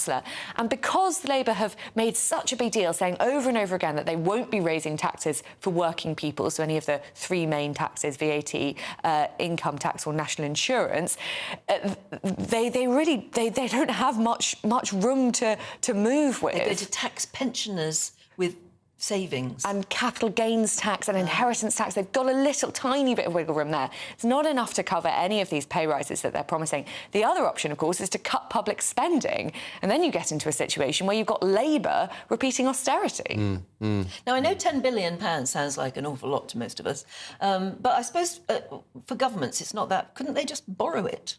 Well, Rachel Reeves has also said that she doesn't want to be borrowing more money. Borrowing as a percentage of GDP is something like 98% now, still almost the highest. I think it peaked about 18 months ago, but it's still pretty much the highest it's been since the Second World War. And if you're in a situation like that, the interest that you're paying back on that debt is obviously huge. The interest is currently, you know, more than the entire welfare sector, more than police, etc., etc. Rachel Reeves has said that she wants to get that number down. It's very important for her to get that down. So there isn't really a quick fix to this. There's no silver bullet. So already, within a week, they're contradicting their own basic manifesto promises. I mean, they did say there was always that little loophole, because I asked Starmer a lot of times over the campaign trail, when you say you won't raise taxes for working people, what exactly do you mean? And he kept repeating, well, we won't be raising national insurance, income tax or VAT. Obviously, actually, quite a lot of the other taxes apply to working people as well. Inheritance tax applies to working people. Capital gains tax can apply to working people as well. So they didn't actually explicitly say that they wouldn't raise any taxes at all. Yeah. So I think the way round it that they're going to go for is by raising those other taxes. But it won't be popular after saying in their manifesto that none of the promises that they're committed to required any other tax rises. OK, Olivia, very interesting. Thanks for putting all that in perspective. Appreciate it.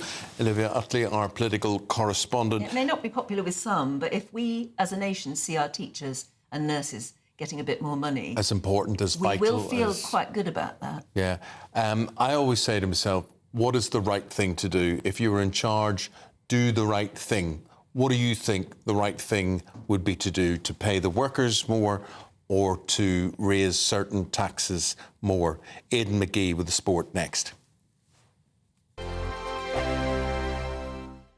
Join me, Camilla Tominey, for a frank and honest discussion with those in power that cuts through the spin and gets to the heart of the issues shaping our nation. You haven't confirmed that you want to stand as leader, but you haven't ruled it out either. This report basically says that he's not fit to stand trial. Is he indecisive?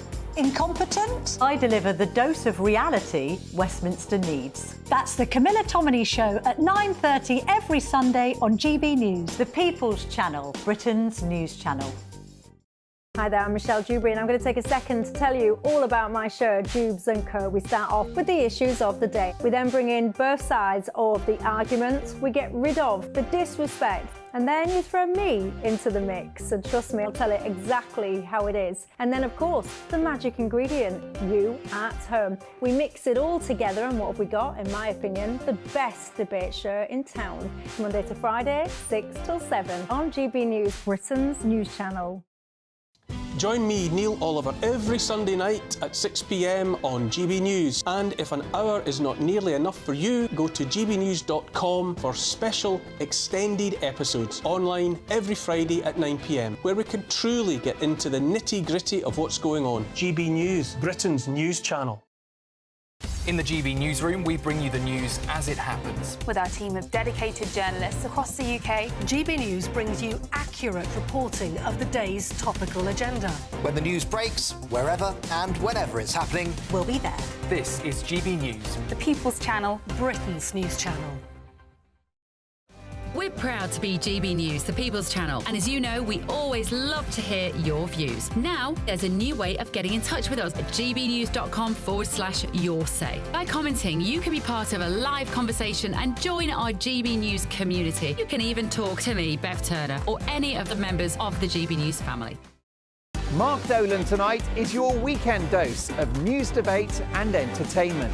This sounds like a wild conspiracy theory. Don't miss My Big Opinion, Mark Meets and My Take at 10.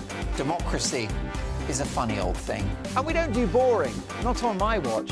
I just won't have it. Go and get another glass of that bubbly, you've earned it. That's Mark Dolan tonight, Saturday and Sunday, 9 to 11, only on GB News, the People's Channel, Britain's news channel. I'm Patrick Christys. Every weeknight from 9, I bring you 2 hours of unmissable, explosive debate and headline-grabbing interviews. What impact has that had? We got death threats and the bomb threat and so on. As time passes, she could have said storm. You made my argument for me. My guest and I tackle the issues that really matter with a sharp take on every story. Went everywhere. Something practical could be done. Or I can become something different. Patrick Christys tonight from 9 p.m. only on GB News, Britain's news channel.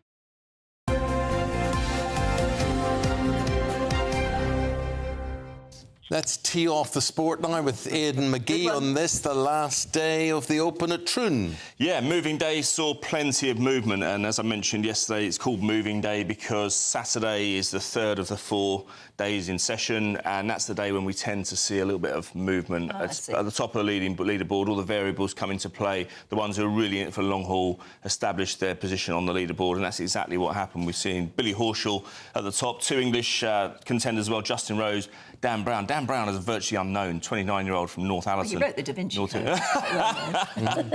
Well, I think the Brits maybe have a certain advantage over the Americans in this one. The Americans are used to beautifully manicured courses and whatever, and I just think Troon's as difficult as it gets. Oh, it is. I mean, if you look at the layout of the bunkers, it's so treacherous. Having said that, this guy, Billy Horschel, who's leading right now, he said that the Americans haven't played enough in the last few weeks anywhere. Yes. And he says they're lacking a bit of sharpness, which is why they're not dominating the leaderboard, as you might expect. But Dan Brown was 400 to 1 prior to this. 400 to 1? Yeah, Goodness, wouldn't that be some result? That's Leicester levels, isn't it? Back when winning the Premier League. Let's talk about Ray Reardon. Ray Reardon's a very famous snooker star.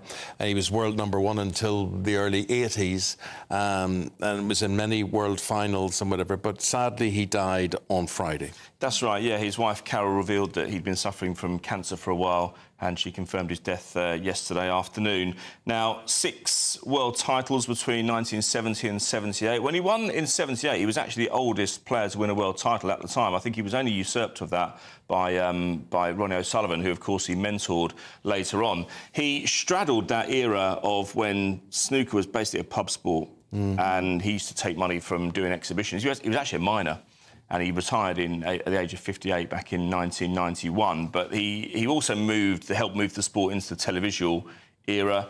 I'm just laughing at that picture there, because that's what he was known for most, his hairstyle. He was sort of regarded as a Dracula-type character. That's what Dawn Neeson said yesterday. Yeah. She said Dracula, yeah, exactly. Yeah. So, you know, you're talking about... I mean, Jimmy White said yesterday he was a giant of the game. John Virgo, one of his contemporaries, said that it was an honour to know him. And this is somebody who did a lot for the sport. Yeah. You'd have to say that. Well, he had a good long life. I mean, I know he battled cancer at the end, but 91, it's not bad. We'll be lucky if we reach that. Oh, my goodness me. I feel 91 already. This time of the morning isn't good for you. Can I whiz straight through to Rafa Nadal, because we haven't mentioned him. Yeah. Talking about, you know, personalities in sport, people that you love, and I love Rafa, and it's nice to see he's doing well. Why do you love Rafa? Well, he's got a beautiful... Indeed. Yeah. OK. So he's in the... I spent at Wimbledon once. He was, you know, very near the front, and just staring at him from either angle. It was wonderful. I saw his debut. I saw his debut in 2003 on one of court number 17, I think it was. But I mean, people have been writing him off, but actually he's doing really well. Yeah, he is. And it's very difficult. It's very tricky to say the competition that he's involved in. It's called the Bastad Open. It's the Swedish Open, isn't it? Yeah, that's right. In Sweden, obviously. So he's through to a final. His first final since 2022, when he won his last Grand Slam. Actually, I think it was against Daniel Medvedev in the final of the Australian Open 2022. And he's a little bit like Andy Murray in the sense, and Djokovic. He's not giving up easily. He still feels there's something to do. Now, clearly, his objective is the Olympics. He wants to go to Paris, and he wants to win the tennis at Roland Garros. He's been an Olympic gold medalist in the past, of course. I think Beijing Games in 2000. And Roland Garros is his place. Exactly. This time next week, the Olympics are going to begin. Yeah. So he's withdrawn from the doubles at the Swedish Open to clear his schedule a little bit.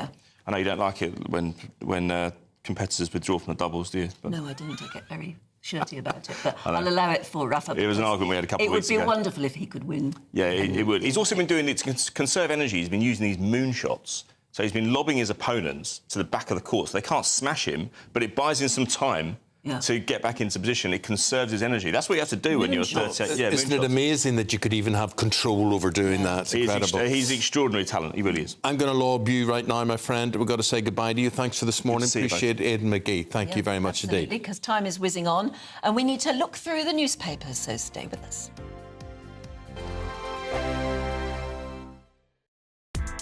Join me, Nana Okoye, for an informative, interactive news programme with a difference.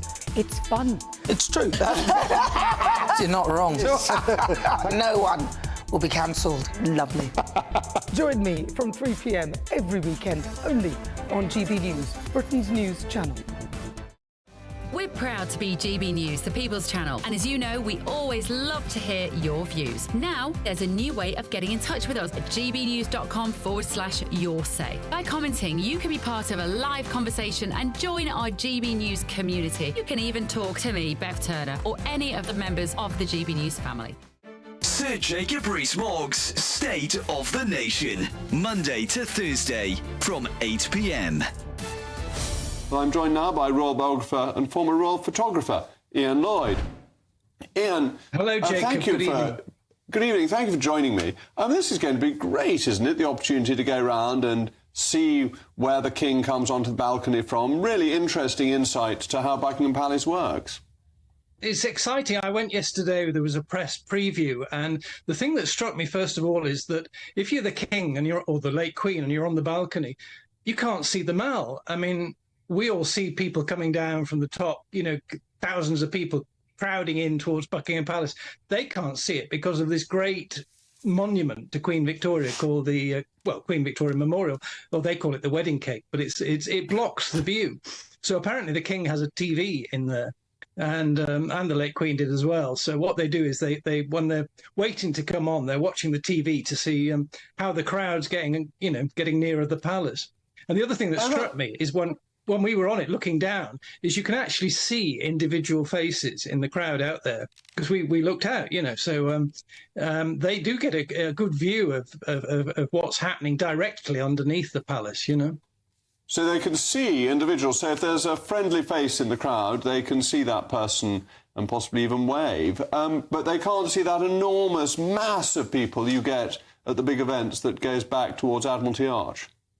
The other thing I learned is there's a great historical link, because the person that put the east wing on the palace, because it was originally 3 sides, and Queen Victoria had, of course, 9 children, so they had to build a 4th side for all the nurseries and things. Edward Blord was the architect, but the master builder was Thomas Cubitt. GB News, the People's Channel. In the GB Newsroom, we bring you the news as it happens. With our team of dedicated journalists across the UK, GB News brings you accurate reporting of the day's topical agenda. When the news breaks, wherever and whenever it's happening, we'll be there. This is GB News, the People's Channel, Britain's news channel.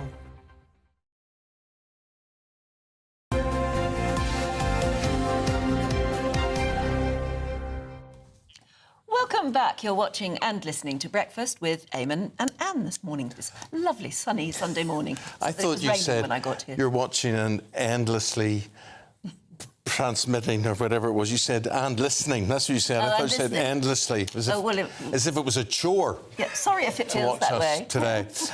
So here we go, and we've got the newspapers this morning. We do that in the company of Tom Slater and Suzanne Evans, who have been enjoying the company of so far this morning. So, Tom, a political conundrum to start with. Could a united right wing kick Labour out after just 1 term? That is the question that apparently even some Labour insiders excuse me, are starting to ponder, given the fact that we all know that whilst Labour have on the surface this huge majority, it really is built on sand. I mean, if you put together the low turnout along with their low vote share, historic low vote share for a majority government, about 20% of the potential voting public actually endorsed this government. So there has been a lot of concern about how quickly the honeymoon period could be over for Keir Starmer, concern within Labour at least about that, and about whether or not, as soon as you've got really a Tory party that's got its act together, or potentially some new kind of formation in Parliament that could bring these 2 tribes together, it could be a pretty potent combination. And also, the vast majority of seats in which reform came second are Labour seats as well. Yeah. These are not going to be voters who will take kindly to a Labour Party that either doesn't deliver on its promises or also doesn't deliver on the things that it hasn't really wanted to talk about, whether that's migration or anything else. So it's telling that there's been so much kind of showboating or kind of taking a bit of a victory lap in the wake of this election. You expect that. But I don't think anyone sensible within Labour knows how shaky the foundations of this government is. It's very shaky. I mean, the country's on very unstable ground economically. We have got this huge migration crisis.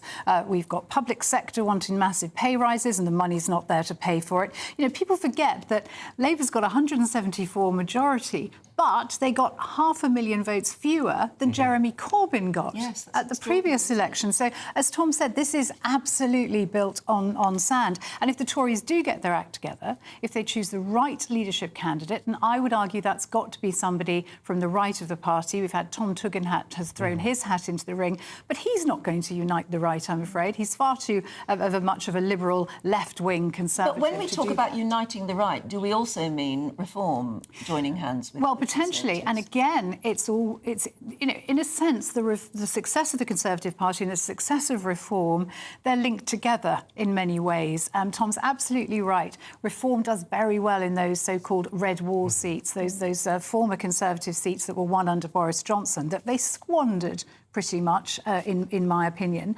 So who's going to kind of win the battle for the centre-right and the right-wing ground? Is it going to be Reform? Is it going to be Tories? Again, that very much depends on who the Conservatives choose as their candidate and how well they perform. But Labour, you know, despite their huge majority, there are so many issues and problems in the country. They're going to have a very turbulent time. Well, we've seen huge majorities fall before, haven't we? Only a few years ago. So, exactly. Very recently. It can happen. It can change very, very quickly. Tom, dying to talk to you about this. Transport for London, right? They run the buses and tubes and things in London. And they've got £2.5 million. £2.5 million, which they're going to spend on what? Diversity training.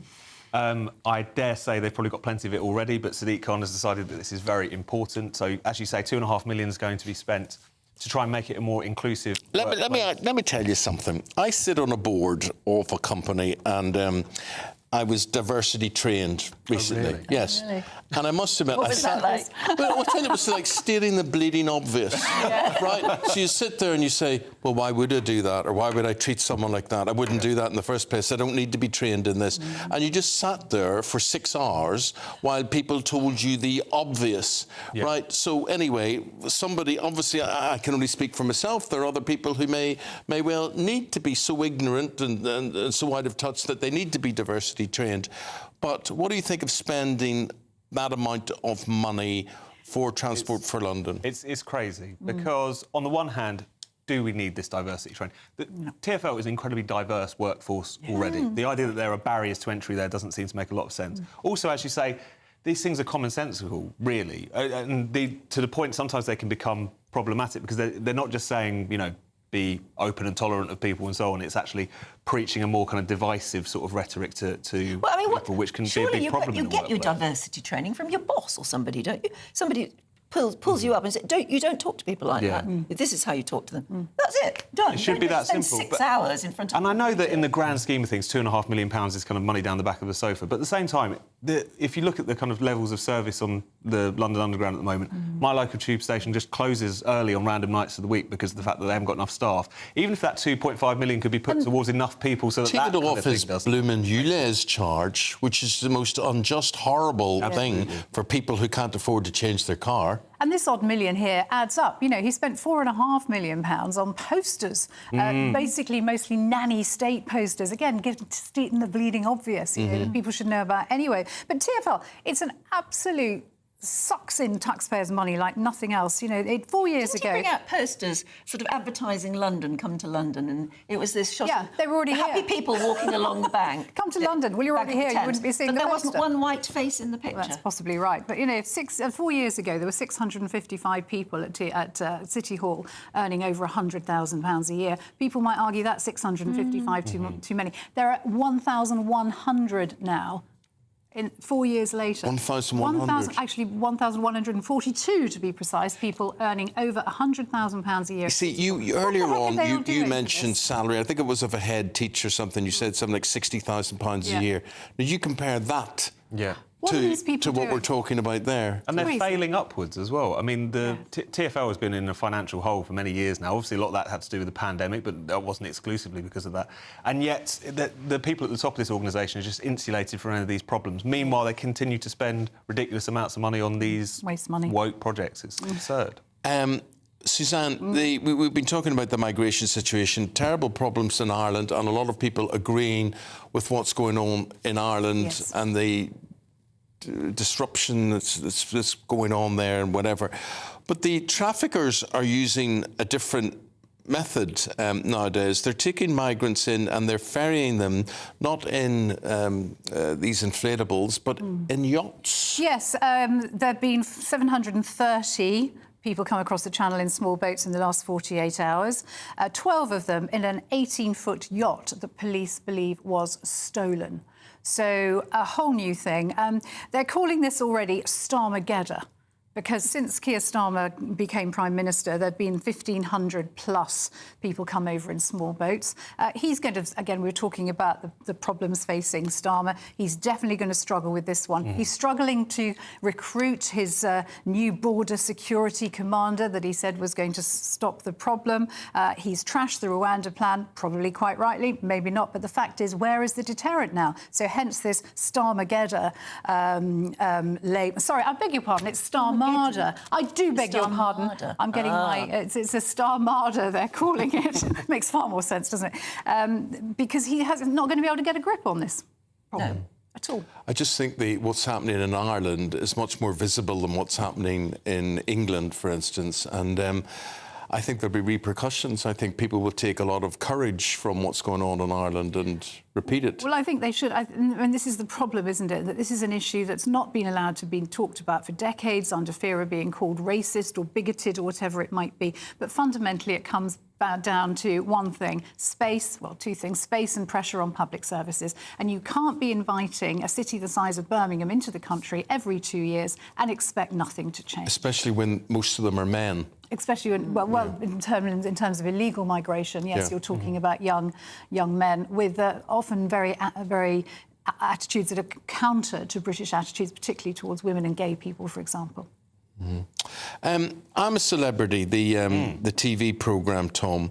They've had a bit of review as to who they will accept on the programme. Yes, so they're going to ban MPs. I mean, I don't know if it's as firm as that, but they've decided that after, a good few series of having, whether it was Nigel Farage, who, of course, came third, wasn't an MP then, but is now, Matt Hancock, of course, who the public... Well, there are a fair few ex-MPs who might like a sort of injection of cash from taking part in a fair few Tory MPs, maybe they could have at least relied on an invite onto I'm a Celebrity.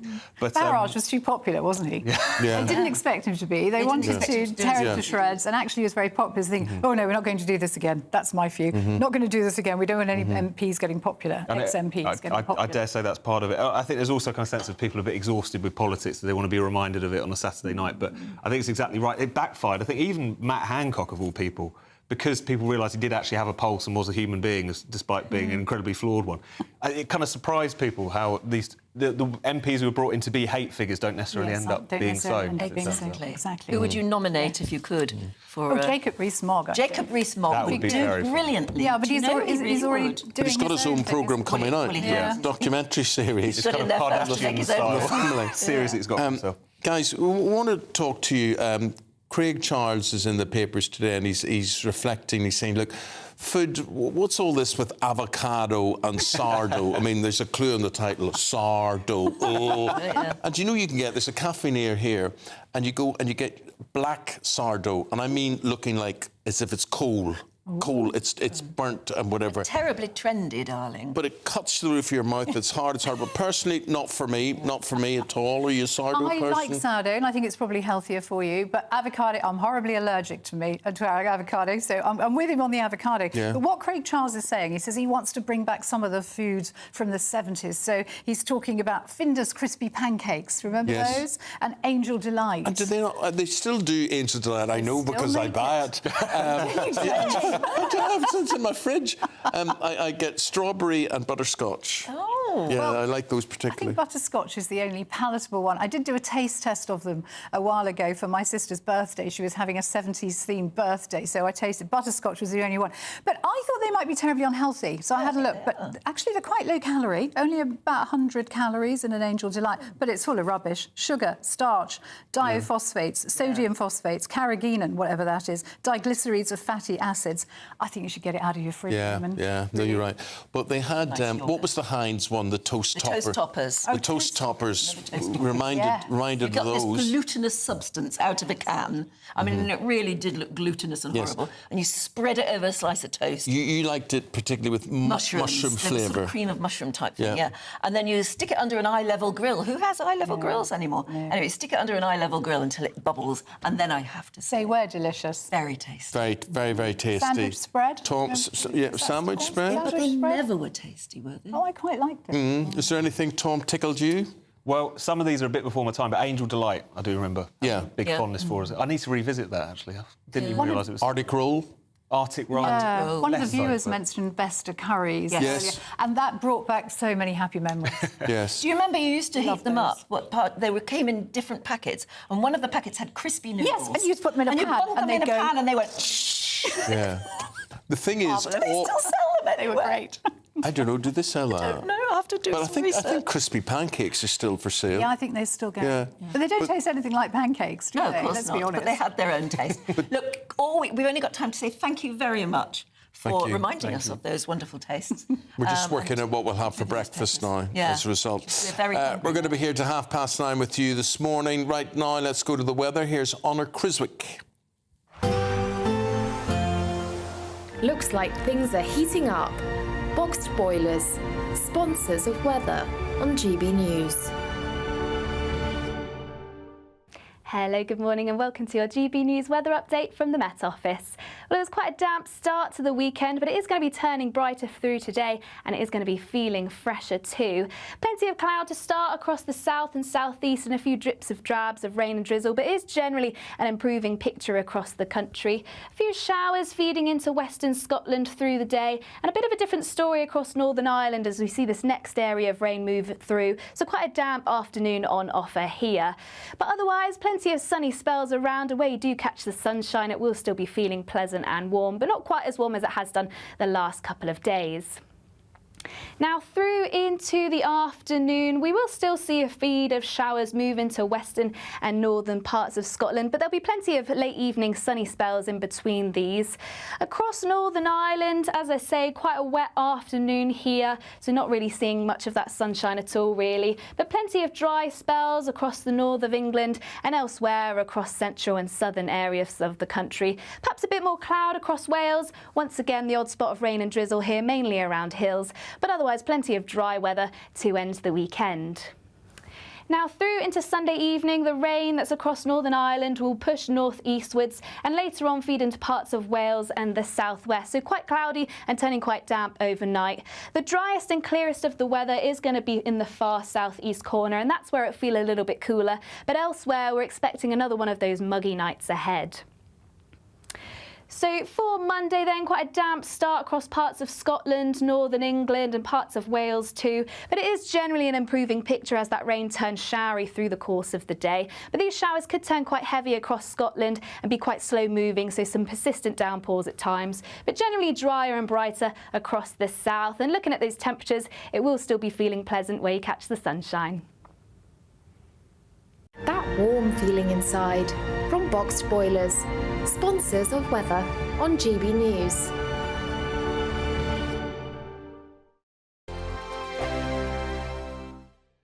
£30,000 in cash has to be won. It's our biggest cash prize so far and it could be yours. Charles was a winner. Listen to what he says about winning the Great British Giveaway. I'm Charles. I'm on £18,000 cash. It was just amazing, and as soon as it goes into your bank account, it just changed. It's a life-changing thing. The next big winner could be you, with an extra £30,000 cash in your bank. For another chance to win £30,000 in tax-free cash, text cash to 63232. Text costs £2 plus one standard network rate message. You can enter online at gbnews.com/win. Entries cost £2, or post your name and number to GB07 PO Box 8690 Derby DE1 9TT. UK only. Entrance must be 18 or over. Lines close at 5 p.m. on the 30th of August. Please check the closing time if listening or watching on demand. Good luck. Good afternoon, Britain. Weekdays from midday. An employment tribunal has found that a senior lawyer telling a legal secretary that she looked nice created an intimidating environment and made her feel violated. Well, she's won her sexual harassment suit, so is saying someone looks nice acceptable in the workplace anymore? Well, joining us now to debate this is political commentator Christine Hamilton, who thinks it should be, and author and journalist Rebecca Reid, who thinks making comments like these are unnecessary. OK, Rebecca, why is it unnecessary to tell your colleague they look nice? Well, how somebody looks at work shouldn't be particularly important or relevant. But I think my issue here is that it's used as a sort of dismissive way to make women feel silly for complaining about things. Like, oh, it's just saying you look nice. Why does it matter? But we all know there are different ways of saying things. And if you are an older man in a position of power, looking a woman up and down and saying, oh, you look nice, in a lascivious tone, which, as far as we know, is quite possibly what happened, that's not acceptable. That's not workplace appropriate, and it would make somebody feel uncomfortable. Christine, she's right, Rebecca, isn't she? It depends how it's said. If you've got someone who's sleazy saying, oh, you look nice, you're going to be a bit off-put, aren't you? We don't know whether this was said in a lascivious tone or not. And as far as I can see, this particular case, the boss went too far and he did a lot of other things as well. But what worries me is that the Tribunal has ruled that just saying you look nice could be included as sexual harassment. Now, I think that is ridiculous. Realistically, women don't make these accusations for fun. Women don't make these accusations to be difficult. They do it because they've been made to feel unsafe or unable to work in a certain place. GB News, the People's Channel.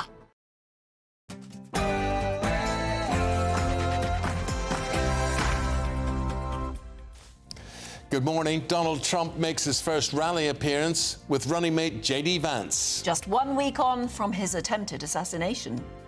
But what they do is misinformation and disinformation, and they keep saying, he's a threat to democracy. I'm saying, what the hell did I do for democracy? Last week, I took a bullet for democracy. That's as pressure increases on President Biden to drop out of the presidential race. Days after the CrowdStrike IT outage hit, travellers and businesses are warned it could take weeks to recover from it. Violent clashes between rioters and police in Ireland over asylum accommodation. Is the Irish government doing enough? Prime Minister's poised to hand out a pay rise to teachers and nurses. The question is, can he afford to do so? Hello. Well, it was a fairly damp start to the weekend, but today it is going to be brightening up. However, there is still some rain in the forecast, so stay tuned for all your latest details. Hello there. Very good morning to you. I'm Eamon Holmes. And I'm Anne Diamond, and this is GB News Breakfast.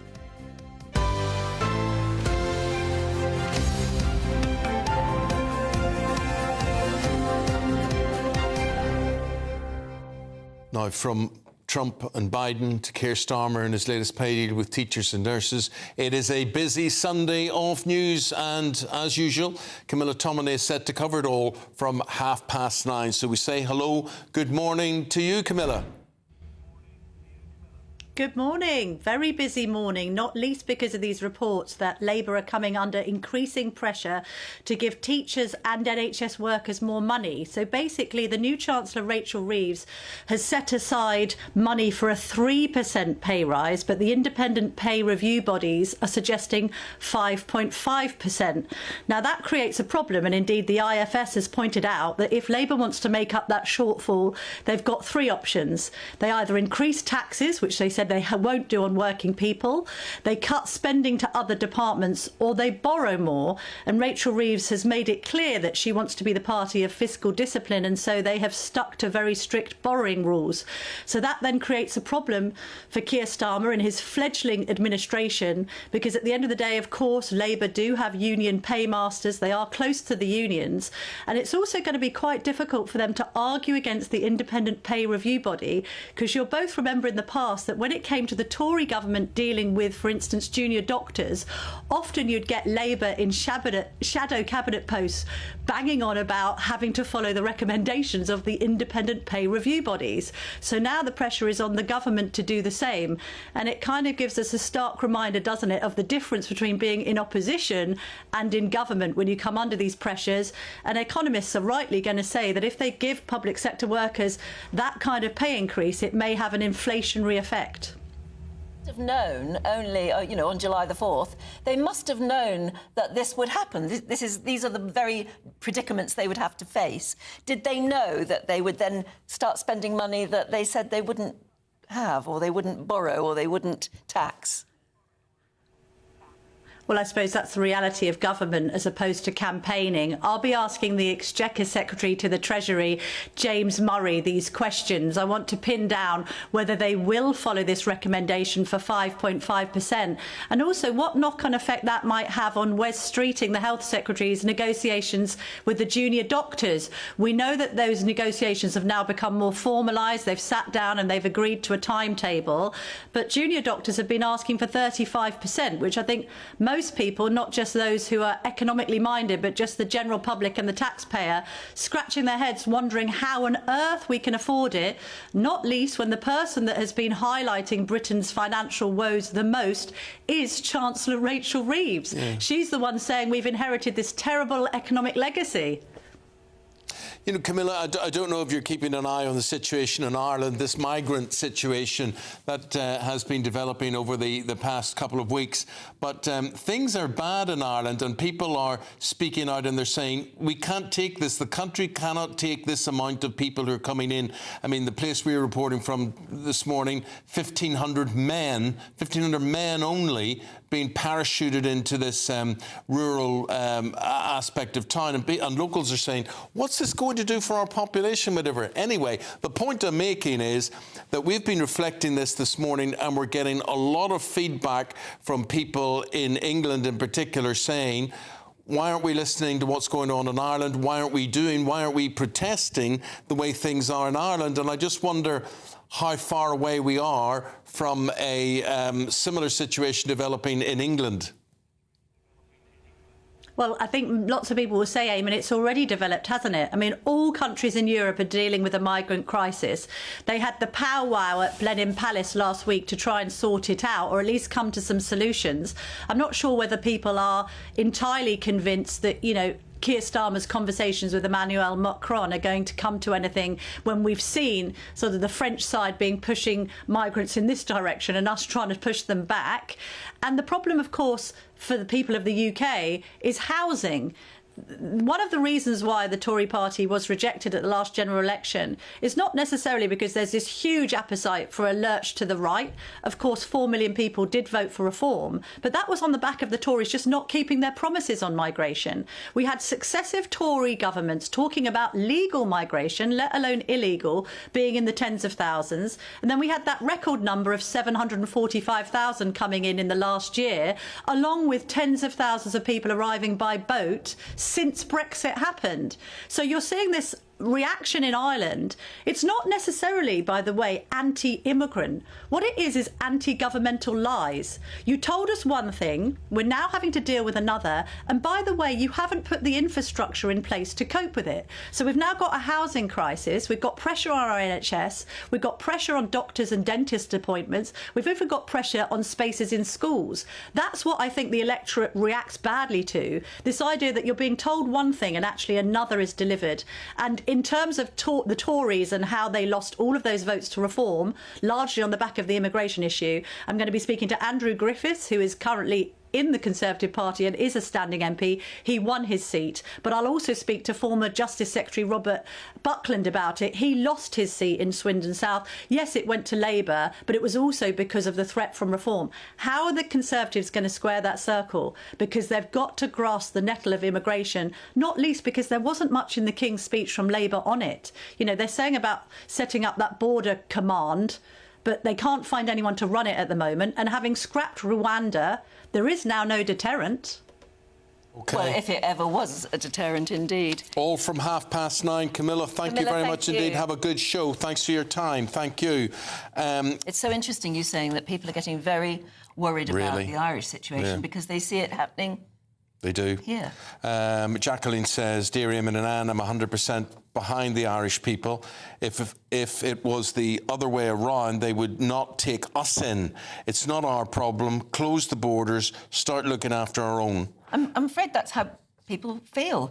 Politicians can't take it, but people feel that way. Linda says, totally support and feel sorry for the people in Ireland. It is a disgrace that their government isn't listening. The police need to wake up and support the local people. Yeah. And a few people saying, we know about the migration problems, the illegal migration problems. Nigel Farage has been telling everyone about them for years. No one is listening. To be fair, he has predicted all of this. Yeah. Let's go to Ireland now. Dougie Beattie there for us this morning, who will report on exactly what the disruption is, Dougie. And Dougie, honestly, really big reaction to what you're reporting on this morning.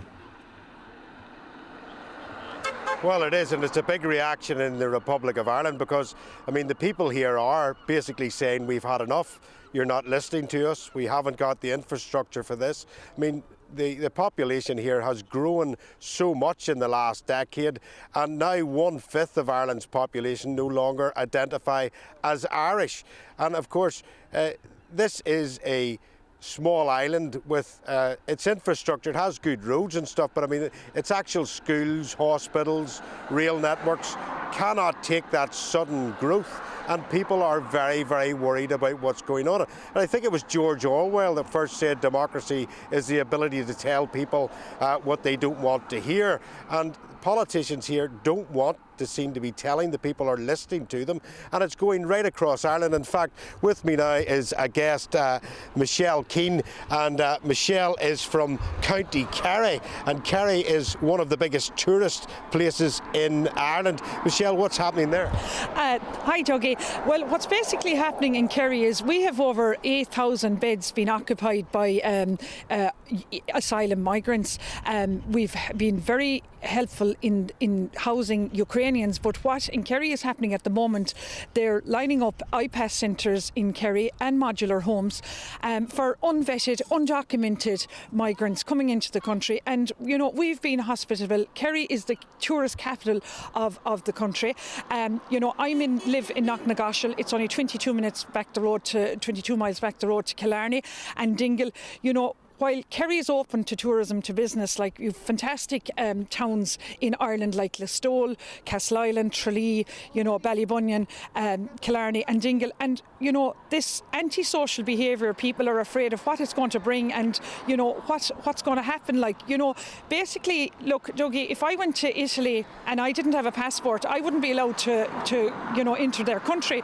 So I'm of the opinion, which 90% of the Irish people are of the opinion, that no entry, no passports, no entry. You know, and people are very frustrated. And, you know, I'm here today, drove up from Kerry to take part in this peaceful protest in solidarity and, you know, in compassion with the people of Coolock, because this can now happen in any other town in Ireland, because these IPAS centres are popping up everywhere. And you know, the two gentlemen that have bought this site, Paul Collins and Peter McGarry, you know, they have an awful lot to answer now for this scene here in Coolock, like where, you know, this building behind me, the old Crown Paints factory, I believe has been burned down 3 times. And, you know, our Minister for Justice, Helen McEntee, in my opinion, you know, needs to come down and communicate with the people, because from what I see and what most of the people see here, there's no communication between the Irish government and the people here of Coolock and the communities around the country where they propose these IPAS centres to, you know, house these asylum migrants.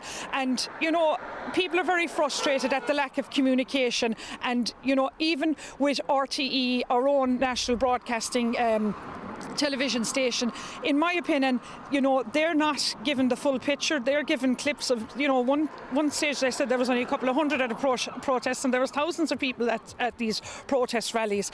And, you know, people of Ireland are paying, you know, their licence fees, and, you know, now they're saying we're not watching, you know, RT News anymore. We're not getting the truth. And here we have great people like yourself covering the events and letting the world know what's happening in Ireland, because even we see there JD Vance now is supporting the Irish people, and he's written to the American Irish ambassador for America and asked her to, you know, for the government to reconsider this legislation of the hate speech bill. But this is all European legislation. Yes. It's coming from Europe across. It's coming from Europe, and we're being dictated by Europe. And, you know, I was against this EU migration bill being passed through the Dáil Éireann, along with the majority of the people in Ireland. And, you know, we knew, you know, we could foresee what's coming and happening in our country. And people, you know, we're a small island, like, you know, we've been so hospitable to all, you know, the Ukrainian migrants that were fleeing a war war.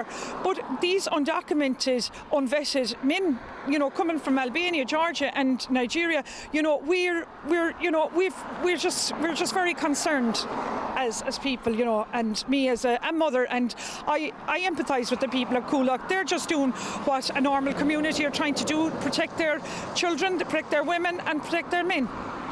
So there you go, Eamon. That is from a very, very nice area of Ireland, and so it is proof, if you ever need it, that this is happening right across the island, and the politicians here don't seem to be listening to what's going on. Now, Dougie, I tell you what we're going to do. We're going to go to the commercial break. We've got so many comments and queries about what you're doing there, what the situation is, and we're going to get you to answer those and take some of these inquiries right after this short break. Yeah. Don't go anywhere. Don't go anywhere. Right. Tune in to Friday Night Live with me, Mark Dolan. GB News royalty with your perfect start to the weekend. Lucky us. Feisty and fearless guests. Well, I'm a normal person, so ask me. Honest opinions that raises more questions than a Gary Barlow tax return. And a few surprises along the way. Might be cold in this studio. That is Friday Night Live with me, Mark Dolan. 8 to 9, only on GB News, the People's Channel, Britain's news channel. Join me, Camilla Tominey, for a frank and honest discussion with those in power that cuts through the spin and gets to the heart of the issues shaping our nation. You haven't confirmed that you want to stand as leader, but you haven't ruled it out either. This report basically says that he's not fit to stand trial. Is he indecisive? Incompetent? I deliver the dose of reality Westminster needs. That's the Camilla Tominey Show at 9:30 every Sunday on GB News, the People's Channel, Britain's news channel. Nana Queer, weekends from 3 p.m. Now, the last time we spoke, we always talk about the topic of gender and your transition. So talk to me about now, though. What you have done is you've created a comic book about your life and about your transition to tell us things that perhaps the press and media don't talk about. Yes, so throughout the years, I have always been persuaded to write a book, but I was never ready to disclose so much. And I've been working this beautiful comic book. I brought you a little copy. It's here. You can have a look into it later, where I'm detailing past experiences, growing up in Brazil and then moving to this country, and my struggles, the struggles that I had to go through to become the woman that I'm today. I'm a woman. I'm not a biological woman, but I am a woman. I just cannot have babies because I don't have the female organs, but I'm a woman inside out, therefore I use the female toilet. But what has been going on around, there are a lot of people, they regard themselves as being transgender when they're actually not. They don't have any psychological help, they don't have any medical help. They just wear female clothes and makeup and they call themselves female. And they're the ones using female spaces and take advantage of that. And that is what should stop and be controlled. But that's the problem, isn't it? So what do you do to stop that? I mean, the suggestion was a third extra space. How would you feel about a third extra space where, you know, this is where if somebody is trans or any of those other things can use rather than using the female toilet? I don't think that would work, actually, because these people that those people that regard themselves as being females in their minds, they still would use the female toilet. GB News, the People's Channel.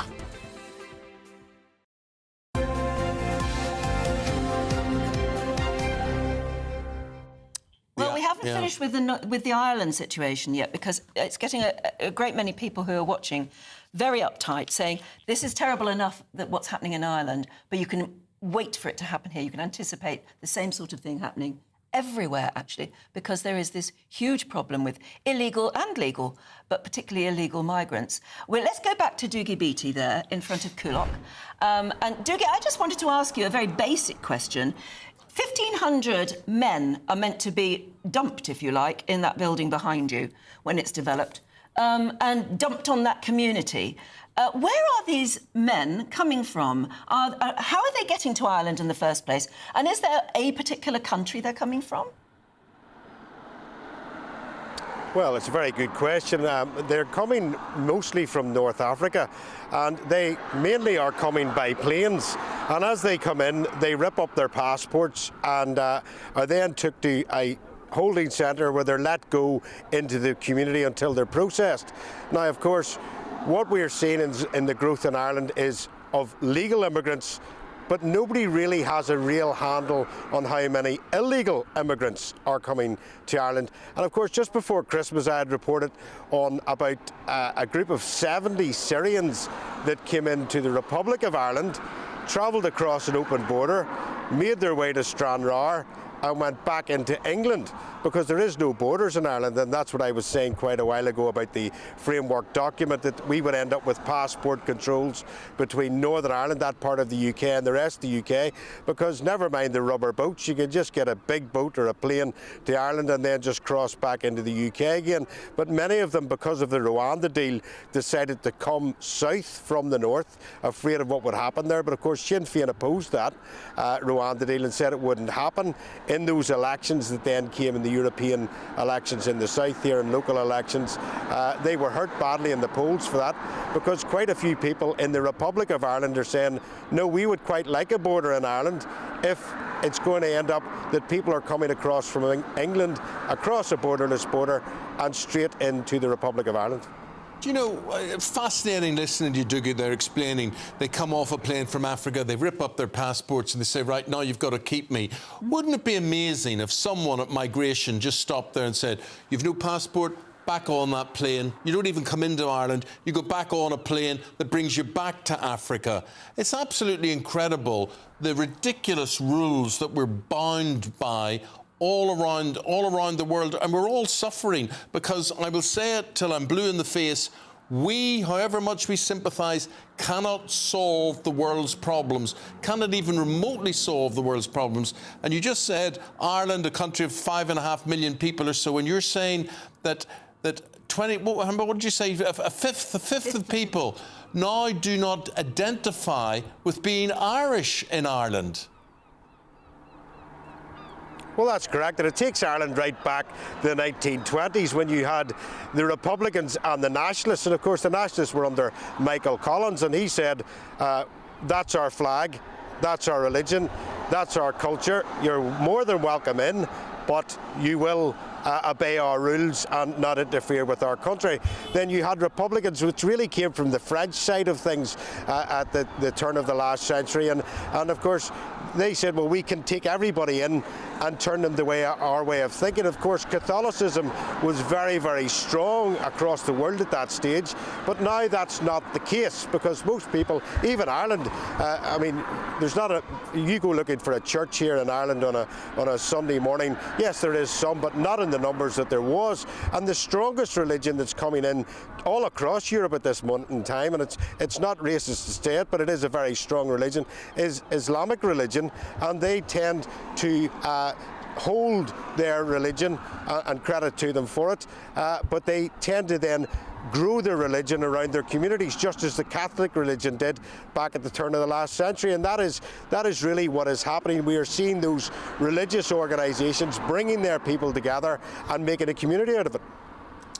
Well, you see how the very fabric of a country can change. Dougie, it's good to talk to you. I hope you're not stuck in front of that concrete wall for very much longer, but thank you so much for joining us and explaining all those questions. really well explained, really well explained. Yeah. Thanks, Douglas. Thank you very much indeed. The very fabric, the very nature of a country Yes. can change that much, that quickly. Yeah. I mean, I find it amazing. Dougie's a different religion than me, but we were both being churchgoers. And the fact that people don't do it now. It's not there. Maybe that's our fault. We get our priests from Africa now. We used to export priests to Africa. Now we could take priests from Africa to practice in Belfast. Right, we better plod on, because Here's the we've got time to, we've got to give away some money now. 30 grand.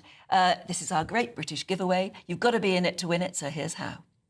Don't miss your chance to win our Super Summer Giveaway. With your chance to win £30,000 cash, our biggest cash prize to date, which means you get to spend every single penny however you like. What plans would you make with an extra £30,000 cash in your bank account? Take your family on the ultimate holiday, buy that treat that's always seemed out of reach, or just put it in the bank for a later date. However you'd spend it, make sure you don't miss out. For another chance to win £30,000 in tax-free cash, text CASH to 63232. Text costs £2 plus one standard network rate message. You can enter online at gbnews.com/win. Entries cost £2. Or post your name and number to GB07 PO Box 8690 Derby DE1 9TT. UK only. Entrance must be 18 or over. Lines close at 5 p.m. on the 30th of August. Please check the closing time if listening or watching on demand. Good luck.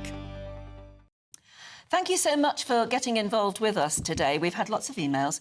A lot of people saying, why don't you ever read it out? We read out what we can and we read out what is readable. Yes, a lot of it isn't readable. Gary says, why do you think the Conservatives were obliterated in the general election? Because the people in power are not listening to the people. What's happening in Ireland will happen in mainland UK in the end. I think we will see the pattern, whether you agree with it or don't, repeated in England. I think we will as a result of all of this one. Nostalgic food. Nostalgic food. Dream topping. Oh, dream topping, I remember. Yeah, I thought they might still make it. And you put dream topping on trifle. Oh, cremola foam. Cremola foam. Lemonade. It was lemonade drink. For another day. For another day. Toppany show coming up. Have a good day. A brighter outlook with Box Solar, sponsors of weather on GB News. Hello, good morning and welcome to your GB News weather update from the Met Office. Well, it was quite a damp start to the weekend, but it is going to be turning brighter through today and it is going to be feeling fresher too.